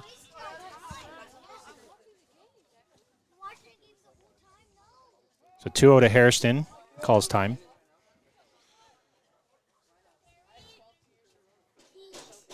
Both coaches for the Colts throwing their jackets on.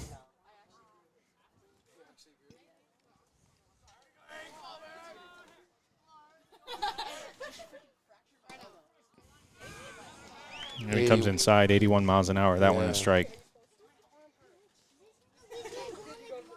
See if he's probably going to try and see if he can get him to chase a changeup kind of low probably. See what happens. Catcher setting up a little bit outside. Nope. Comes up with a fastball. Landon liked it. 2-2, 79 on that pitch.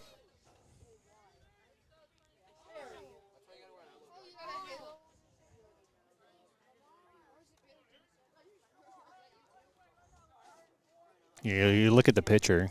Not sure what graduating class he is. He looks like a junior or senior. And then you look at Hairston. A little bit different size, but nonetheless, Hairston is showing a lot of poise here. And I think he caught that one off the foot. He did. So he's going to head down to first base. I had that one off the foot.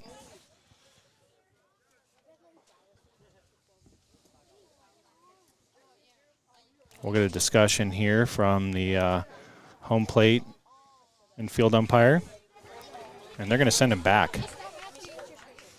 He did a really bad job of he did a bad saying, yeah.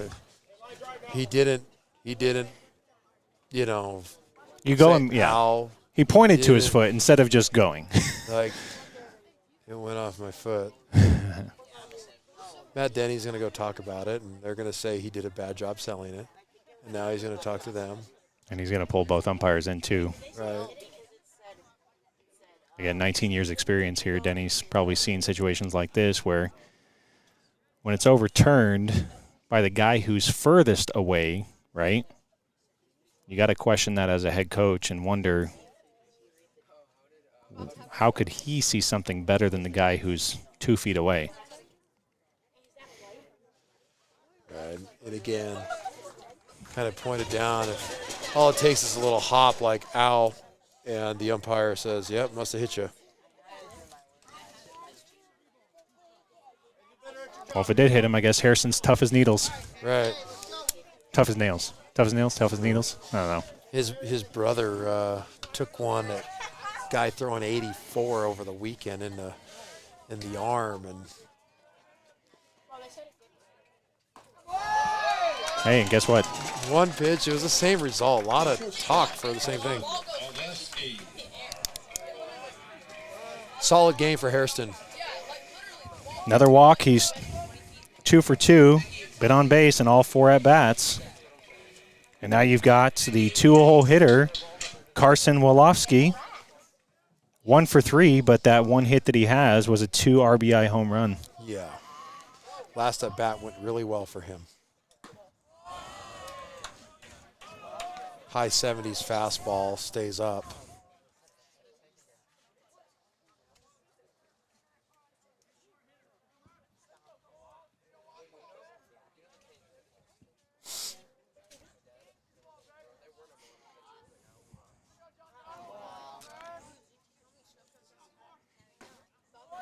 That one runs inside a little bit. That's going to be ball 2.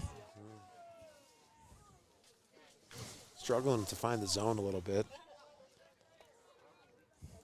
Again, I'd probably go change up on this. The guy smoked one in the outfield. Maybe he wants to try and do too much. Oh. And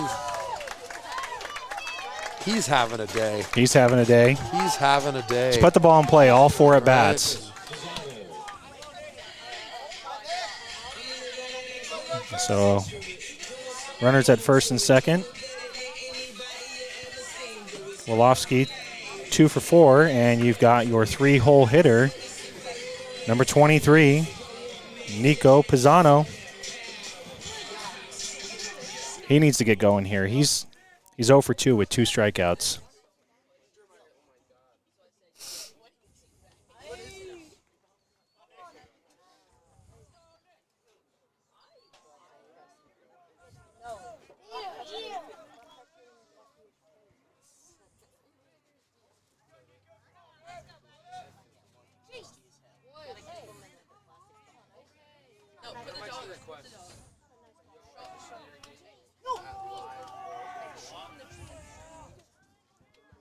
And we got time called.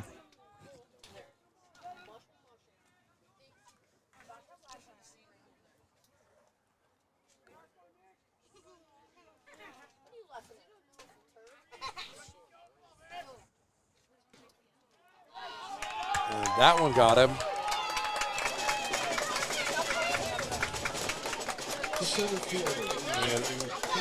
So Tigers get the first one, And then they put the next 3 on. He's going to say, did it really hit him? Did he not throw his knee into it?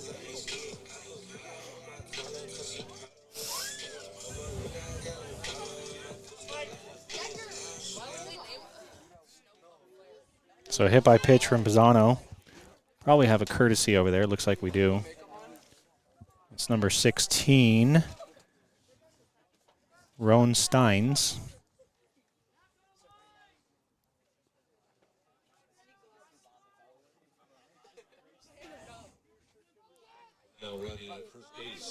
You've got your 4-hole hitter, senior Matthew Fike, 1 for 3. But again, that one, big fly out to right center in his last at bat.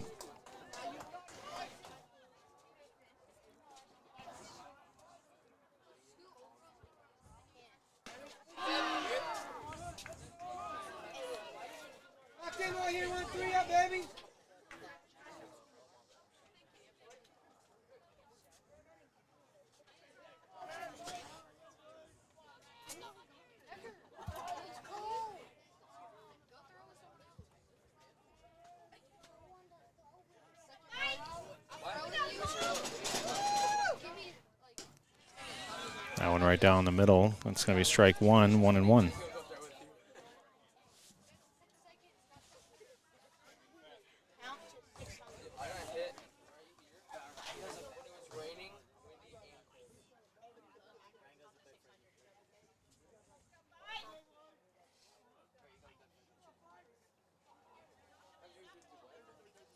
So 1-1 to Fike. Got Caleb Smith on the mound. Another one. He was kind of guessing what the pitch would be, and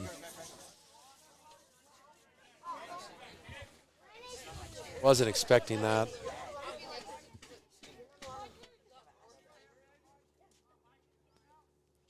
You know, his curveball's been kind of hitting the ground a lot, also been coming in, hitting batters. See if he's confident enough to throw it here. No, he was not.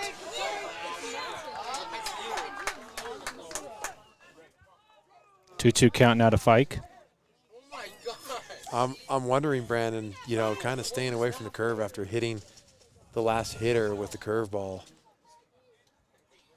if he's willing to go to it or not. Well, and your catcher usually is the guy who gives you the confidence, and a lot of balls have been getting by on this turf. There it is. There it is. Doesn't get it.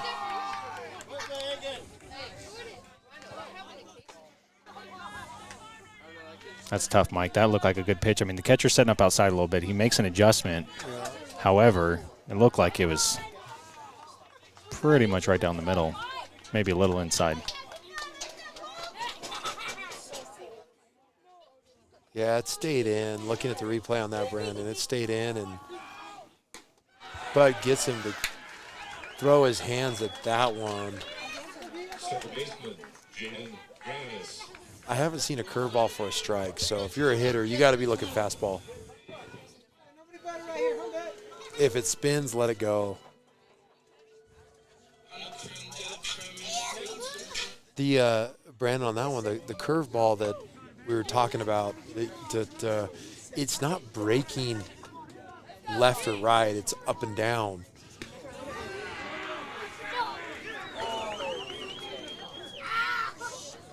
Kind of a 12-6 rotation instead of a cross.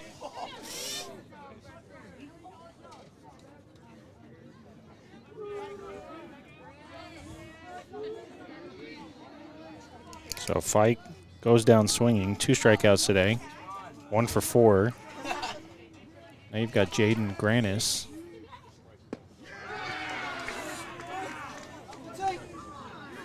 One and one.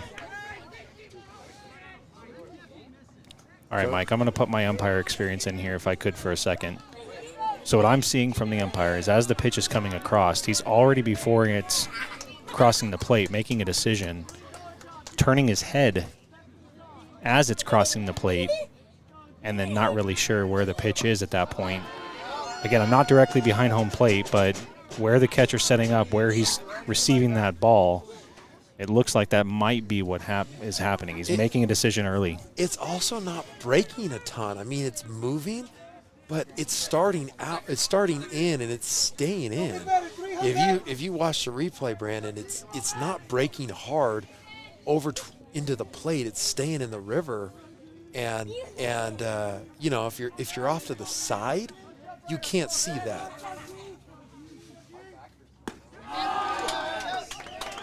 3-1 now.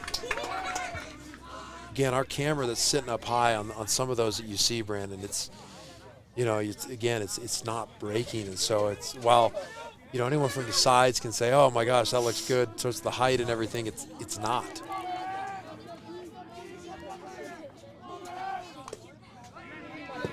Check swing on that, fouls it off. Counts now full.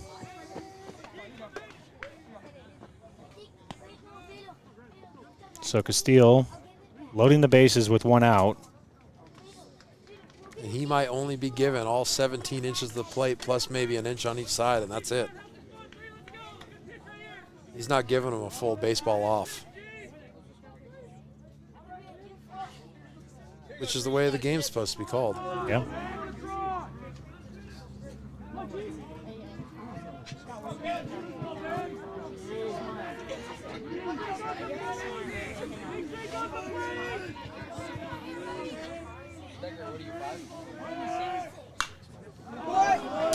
That one popped up out of play.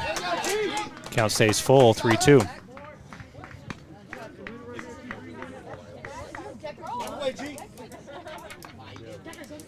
Got a comment on YouTube. You know, that's the thing I love most is your opinion on things. So I think it was a couple batters ago. Yeah, Comment saying didn't hit him. Landon's foot, right? Oh, was that on Landon's foot? Yeah. So we have 2 hit by pitches in this inning, right?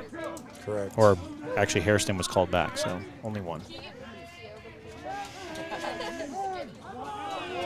And we got time from Granis. Having a good at-bat, a QAB. Runners are going to be in motion. Bases loaded, 2 outs.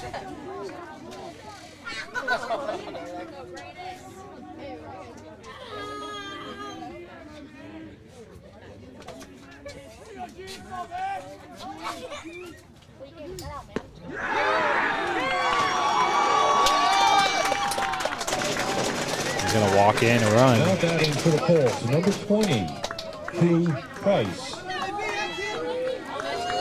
That ball's staying in, Brandon. He's calling it right. You know, the Tigers, the Tigers team over there, they can't see where it's at. That ball is definitely in the river, maybe even staying over the line of that that batter's box. And by rule, it's 6 inches. From the edge of the plate to the line of the batter's box is 6 inches.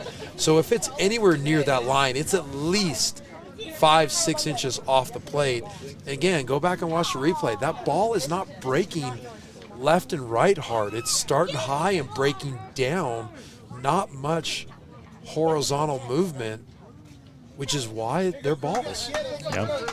All right, so coming in from the bench, number 20, Crew Price. This is a good audience question. Do you agree with my assessment? Do you agree that the ball is staying off the plate from what I'm seeing? Are you seeing the same thing for those of you watching at home? First pitch down, good block by the catcher. Still has bases loaded, 2 outs. They've added 1. Gave up 6 in the top half of this inning. They're trying to. Shadows are starting to come into play. We got shadows starting to come across towards the catcher a little bit, down the third baseline.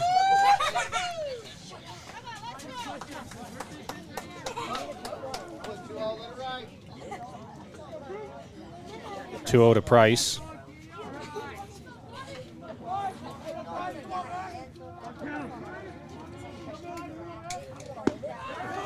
That one in there for a strike. 2-1. All right, so got a comment, Mike. NT saying agrees with my assessment. Again, it's just an opinion, right? I'm not behind the dish, but it's kind of been my assessment so far. Crew fouls that one back. 2-2.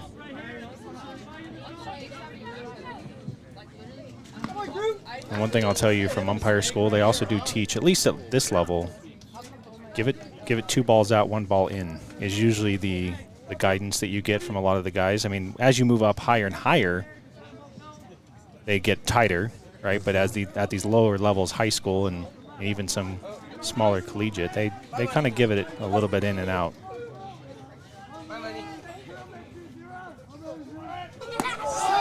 That one sails high. How many pitches is Smith at so far this inning? He's had a long inning in relief. And with it full count again, 2 outs, runners will be in motion the second he commits to going home.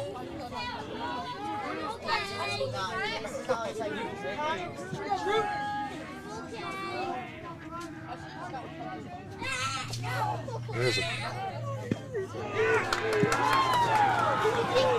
that one outside. You can see some frustration from the catcher for the Tigers as another run comes across. And Price, pinch hitter, gets himself a walk. And now you've got Andres Galvez, 1 for 3. He was off the plate, but barely, Brandon. That one's a little further outside.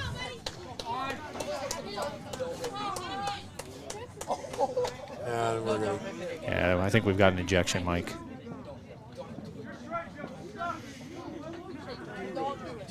I think we do. I think that's what's going on here.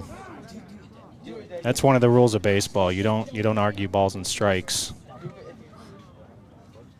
That'll get you out pretty quickly. Earlier in the game, I know that the home plate umpire gave him a warning.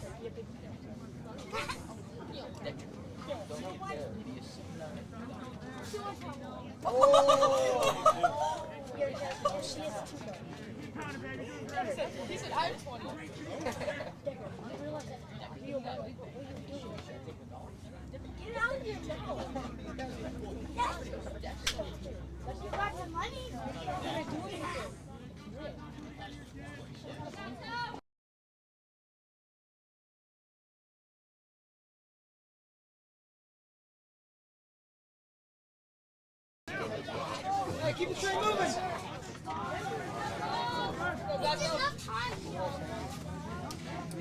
All right, so the Andres Galvez,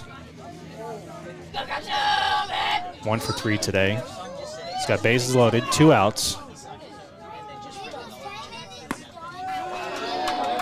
And that one a bit inside, ball 1.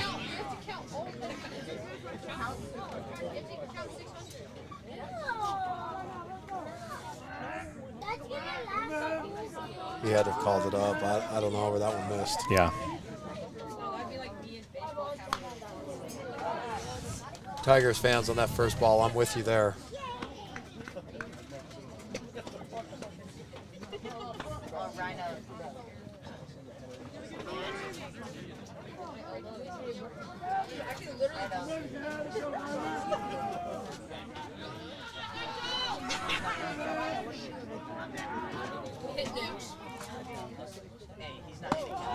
That one sails way high.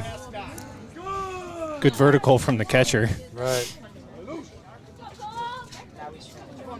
We're approaching 2.5 hours into the game.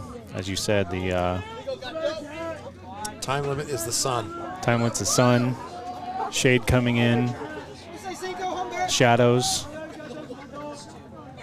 Probably make its way out to the mound. Then you'll have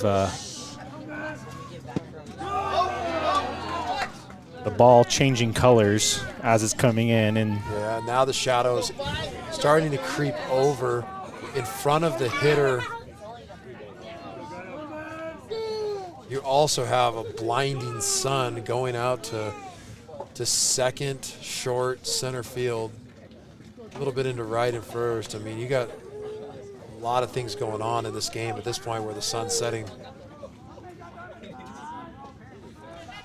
Someone just asked, did someone just get ejected from the Tigers? Yes, one of the coaches did. And that's going to be ball 4. Another run's going to come in on a walk.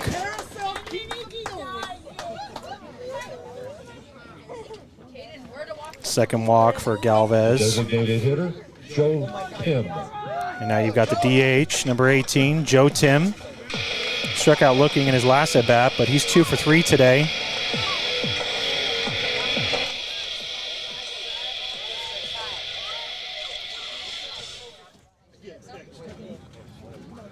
Walk-up music. Well, yeah, we do have to mute those, you guys, or else we'll get copyright issues with. We do not own the rights to that music at all. No.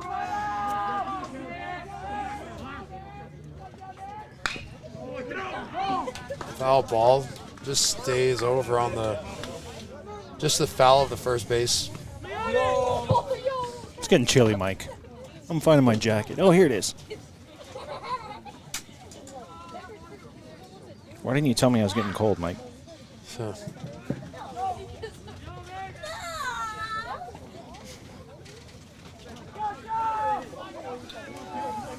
On deck, you have the 9-hole spot. And then you return to the top of the order. Hatch started in that spot, and then we had Frisbee come in. That one in there for a strike. 0-2.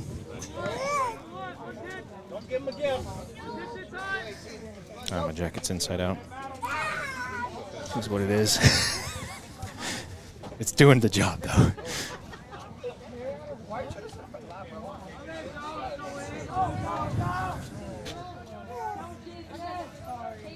And he gets him to chase.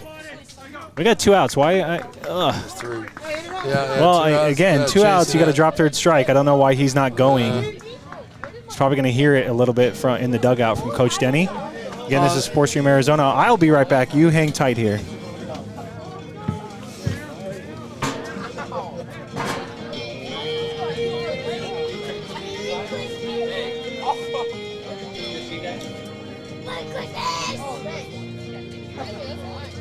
He never spoke a word, but every thought she had I heard from across the road.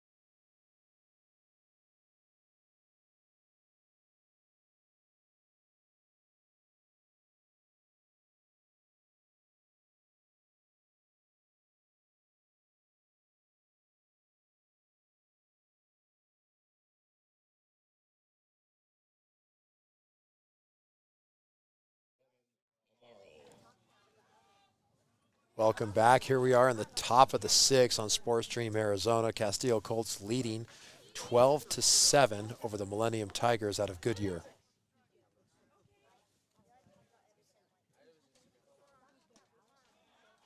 Starts it off with ball 1, stays high.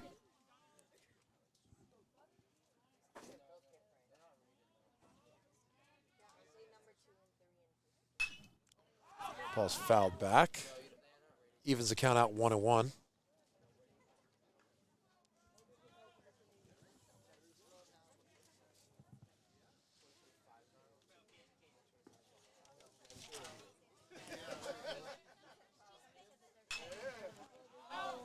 Chases one low and away, fouls it back. This is the 9-hole hitter, Roman Amaro.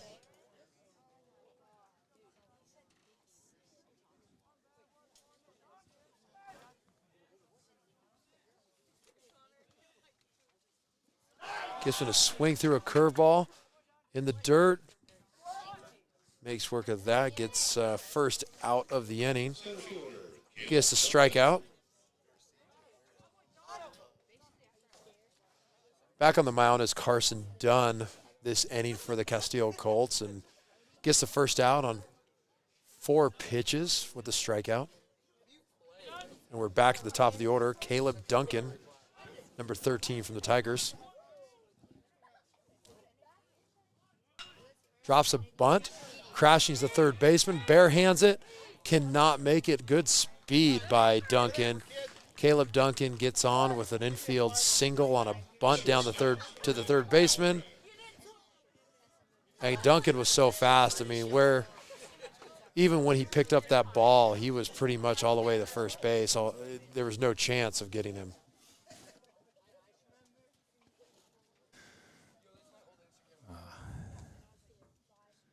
Yeah, runner on first base. I tried, Mike. Tried to go fix one of our cameras. Oh, yeah.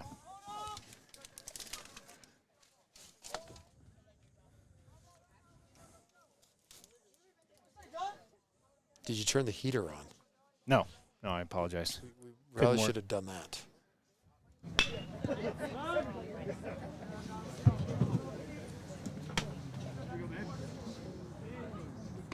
There we go. It's creeping back in.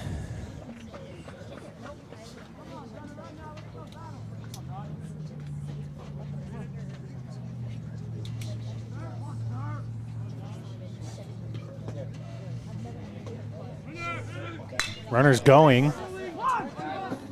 Ball, a little bit of a tough one out there for Hairston as he's not able to come in too much on it. Connor Hill. So that was Sterling. And now you've got the 3-hole hitter, Connor Hill.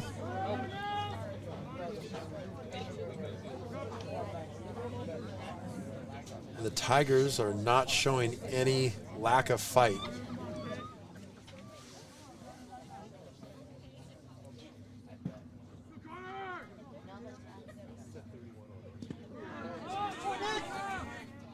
Good block from Pisano back there behind the dish. Yeah, bodying it up well, keeping it in front.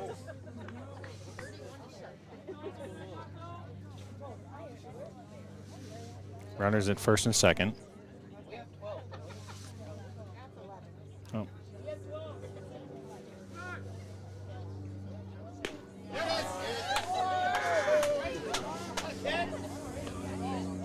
All right, I'm going to go to the audience again. What do you guys think about those calls from the umpire?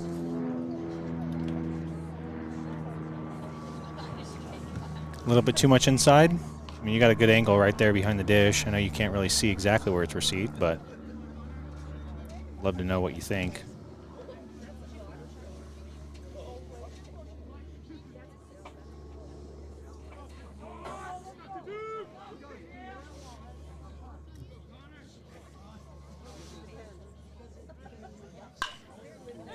Going straight up the middle. Fike was playing deep. Fields it well to keep Duncan from scoring. The designated hitter. Henry Brockmiller. And now with one out, Tigers have bases loaded. And their 4-hole hitter, Henry Brockmiller.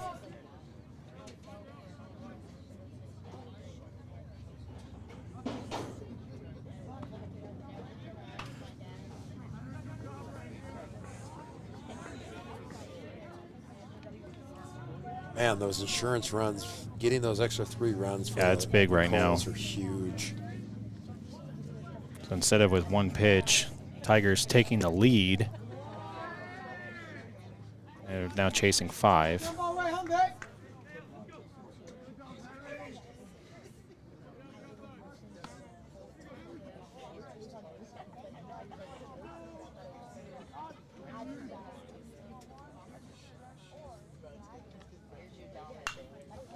Dunn came in relief of Rayburn.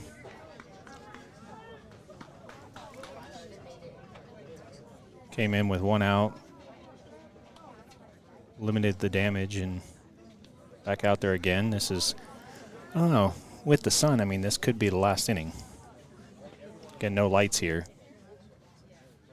That one down.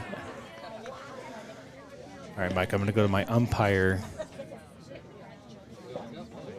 observation here again. On those, his head's coming down as the pitch is coming in. He's got to stop moving his head. That's the problem. They teach in umpire school, it's all about the eyes. They'll literally do drills. And over and over and over again, they'll make you just move your eyes instead of your entire head to see a pitch come in.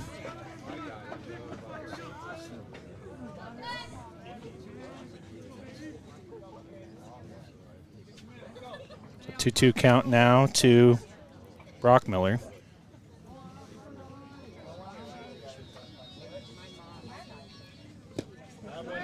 And ball low, full count.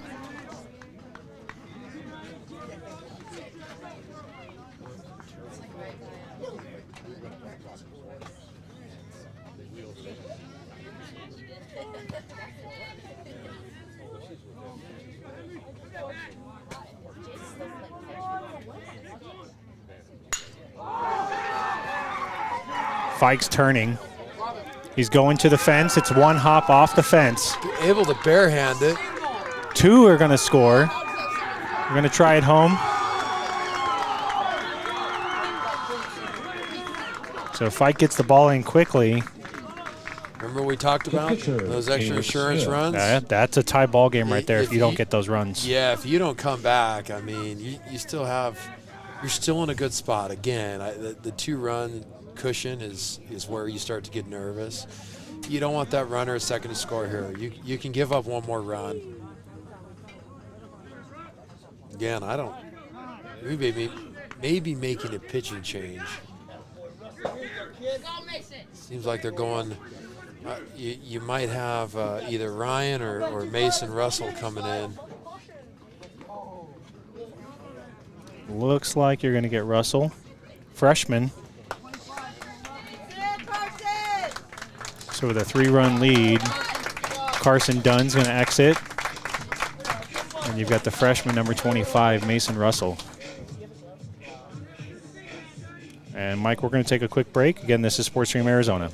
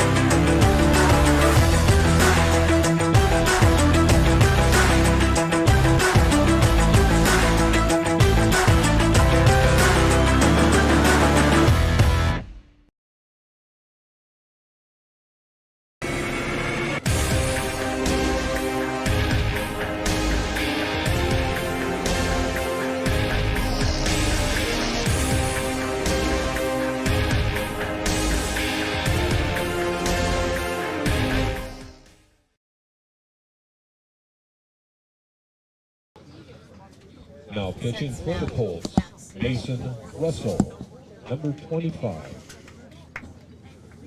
All right, so Coach Denny goes to his freshman reliever, Mason Russell. Also, one of the things you wonder is trying to slow the game down a little bit. Sure. Maybe make the 6th inning the last inning due to sunlight.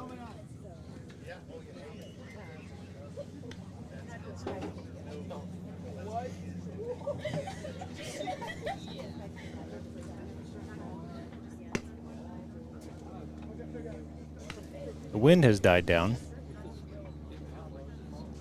But it left the cold air, Brandon. Yeah. In warm-ups, he's staying off the plate a lot.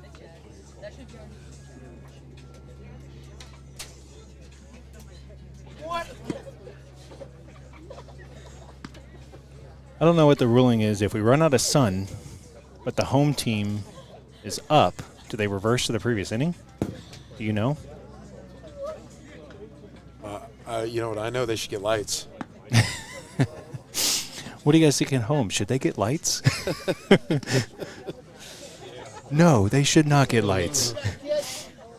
Says nobody. Oh, the football team probably they don't need lights. Well, what if they could, could someone invent where they could just turn the lights from the field? It's pretty far away. And point them over here? All right, so you've got Mason Russell coming in, and he's going to face number 23, Caleb Smith. Smith 0 for 3 today. 2 strikeouts, a line out to the third baseman.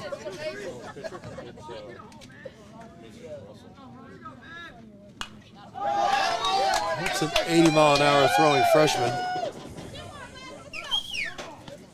Let's go, Mason!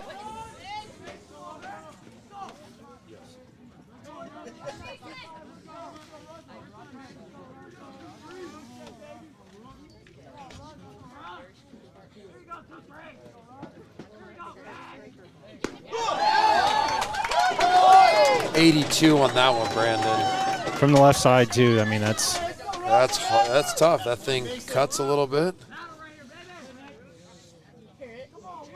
I'm also going to tell you, Mike, one of the things I love about high school baseball, you'd never see this in club ball. You've got most likely a 17, 18-year-old facing a 14-year-old, 15-year-old. Yeah.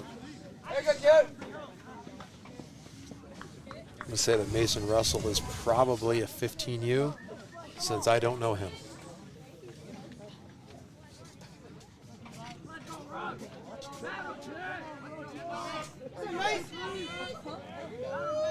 That was a 61-mile-an-hour curveball too, Brandon. Almost 20 miles an hour different. And Smith squares that one up. He's going to get out to left. We will not have a play at the plate. So a line drive from Smith. They're back within 2. Back within 2 now for the Tigers. Here's a little fun fact. That ball had 87-mile-an-hour exit velo. There you go.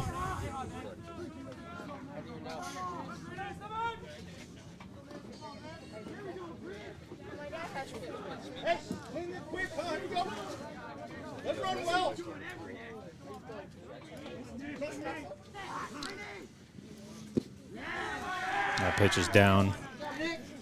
So is the sun. Yep. And the temperature. And the temperature. Sunset's at 6:35 p.m., so. What time is it? 6:23. Oh. Not doing too bad.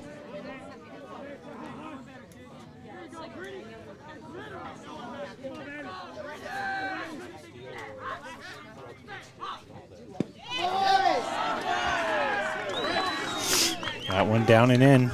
The fans are starting to get rowdy. This is fun. I'm going to go in on this camera. I want to get a little better action here.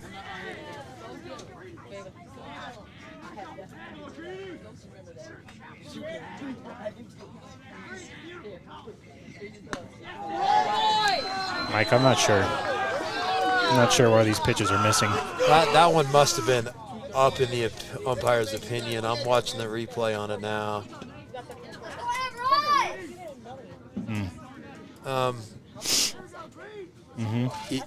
It didn't? Yeah.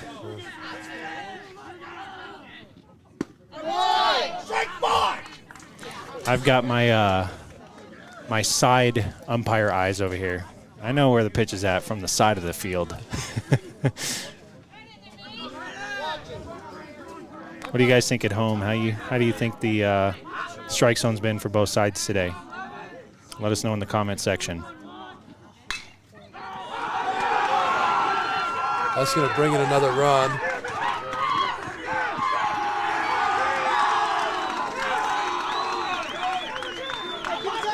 Now the Tigers are within 1. The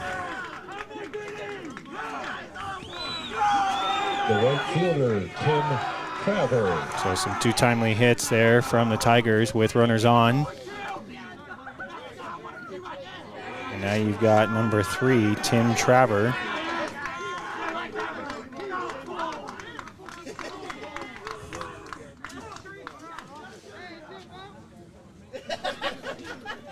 And if you're Coach Matt Denny right now, I'm probably a little frustrated that your pitchers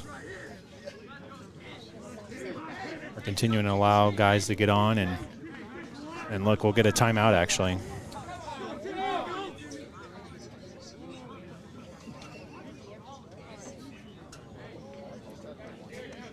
Yeah, you know, so in this situation, Brandon, I mean, you gotta believe if the sun goes down, I mean, he's taking his time. What they're trying to do is get the sun to go down so possibly this inning gets ended.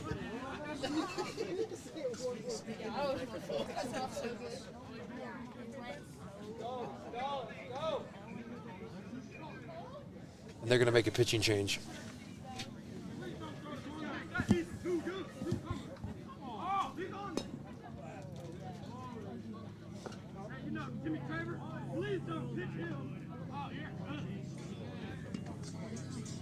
All right, so we're going to have another pitching change.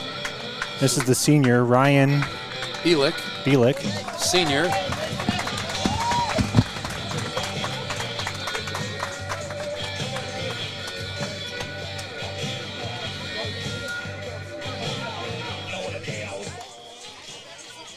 Got to mute it right there so we don't get any copyright. Again, sun's starting to set. Casteel Colts ahead by 1.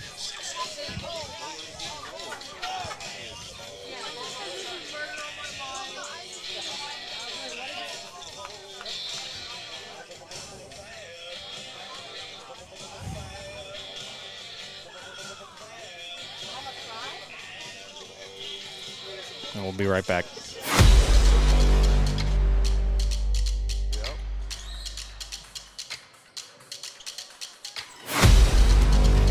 Shot gets it to fall for 3. Sherwood's got about, I think, 4 assists at least. Over with the shot and push it down. Throw it down, big man. Slow it down a little bit. Keep the momentum if that shot scores.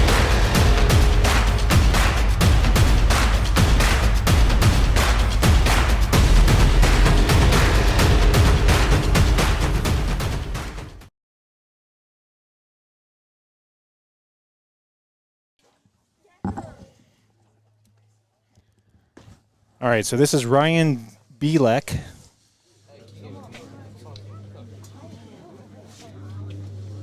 Very quiet comment section today. I got a couple dudes over here to my right. They usually are on the broadcast. That's probably why I'm not getting so many comments. You guys are all here, huh? You guys are usually tuning in. You'll watch the game after, though, huh? You go watch. You want Baylor's dollar that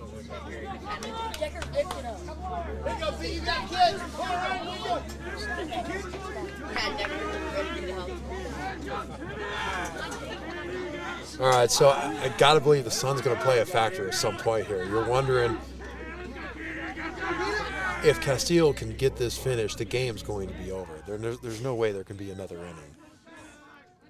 Just based on light.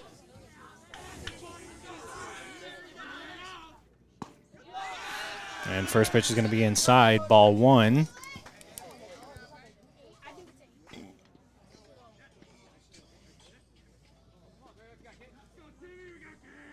I don't have Traver down for a hit today. I did miss his third at bat.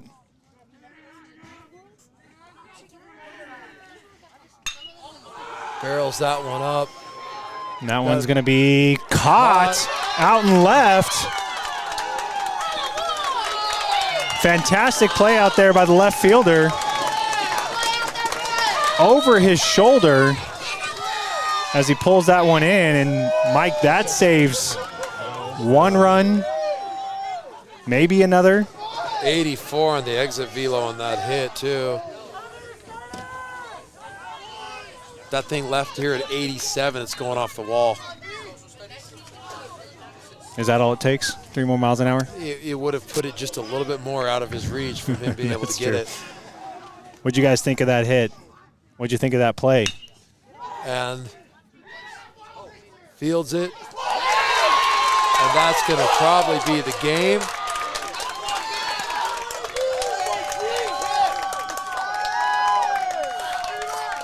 I think it will be. I mean, we'll see. Looks like we got Tigers wanting to get out on the field and see if they can get another inning in. They're going to have to retire him very quickly. Looks like Caleb Smith's going to go back out. We do have cameras with night vision. Do we? No, we don't. No, okay. Well, I mean, how would that help the field, though? How would that help the players? Well, it's just we can watch them running around and chase something they can't see. I'm not concerned about the players, concerned that we deliver what we need to you. Ah, okay, yes. I see where you're going with awesome that. audience members.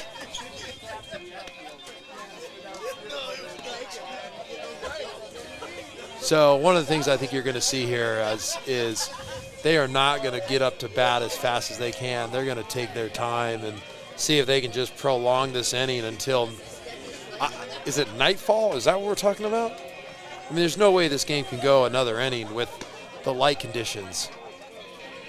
I'm messing with the camera, see if we... I'm like, do we actually have maybe the ability to do night vision? Just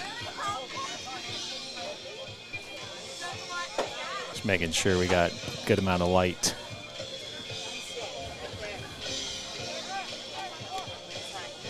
All right, so we're here in the bottom of the 6th. Casteel ahead by 1. Mentioned it multiple times. And, hey, Mike, we've got a little bit of an argument happening over here from the Tigers coaches to Denny. And you know what I'm noticing, Mike, is the home plate umpire is oblivious to it. He's not seeing anything. The field umpire doesn't see anything. And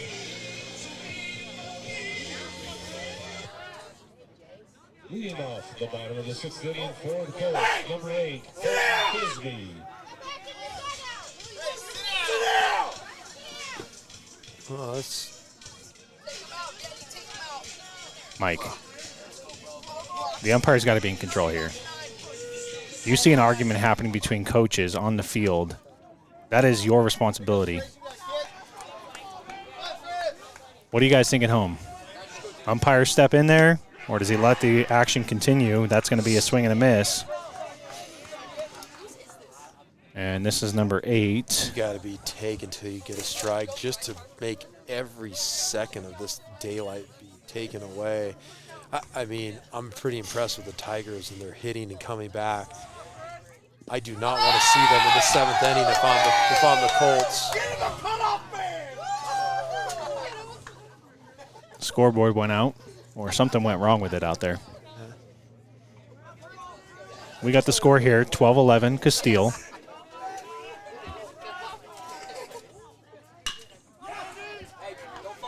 Got a ground ball to the third baseman. And he gets him over there. That'll be 1. It's a quick out. Too quick.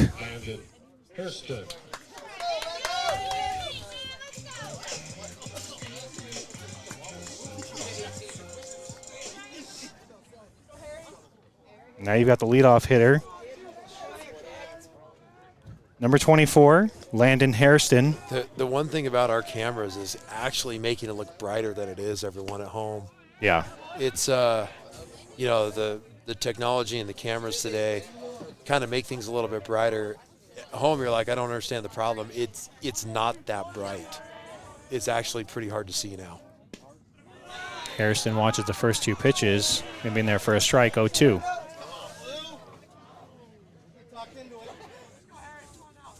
Good color on the mountains, though. Mm-hmm. Chris Medina, umpire, get right. And he gets Harrison to chase. Got a no catch. He's going to make the throw. That'll be 2 outs. The shortstop, Carson Wozniewski. Definitely playing with some urgency from the Millennium side, and you know, Casteel is, they're not taking their time, Brandon. And it's just showmanship, you know. It's not disrespectful or anything. You just kind of, you got to take time, you know. You got to look. The Tigers are bringing it. I mean, they've put 11. I mean, they gave away a lot of runs early on in the game, and they've clawed their way back and earned their way back into this game. But and Walewski's behind 0-2 as got the ball down out there in foul territory. The ball's hard to see. I mean, it's just.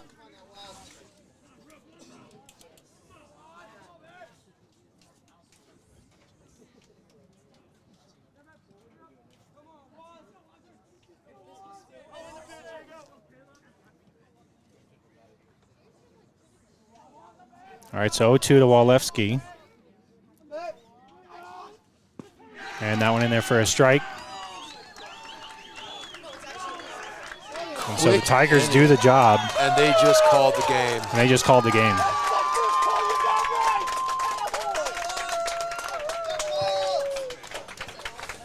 So with that, I mean, drama was not to disappoint there, Brandon. I mean, that game was was a lot closer. I mean, it looked like a blowout, and to come back and really end 12-11. I got to tell you, if I'm the Colts, I'm glad where we're standing. If I'm the coach over there, wow, we squeaked one out because the Tigers were roaring back. Yeah. They were roaring back. And you can see again on that camera right there, I mean, it's dark. Yeah. So, the one behind home plate makes it seem like it's definitely there's enough sunlight and all of that. There's not. It's dark out here, and so, you know, it's the right call because there's no way they could play another 15, 20 minutes. But, a good contest. And the comment section started coming alive. WWW. Well, that looked like that was orchestrated. All right, you guys. Well, thank you again for tuning in. Check out the Casteel Colts. We'll be back at Campo Verde High School Friday, March 26th. And then we have a home game the following week. I think that's March 30th. It's where you can check your Casteel Colts. This is Sports Stream Arizona coming to you live. My name is Brandon Harwood, joined by Michael Yank. You guys have a great evening.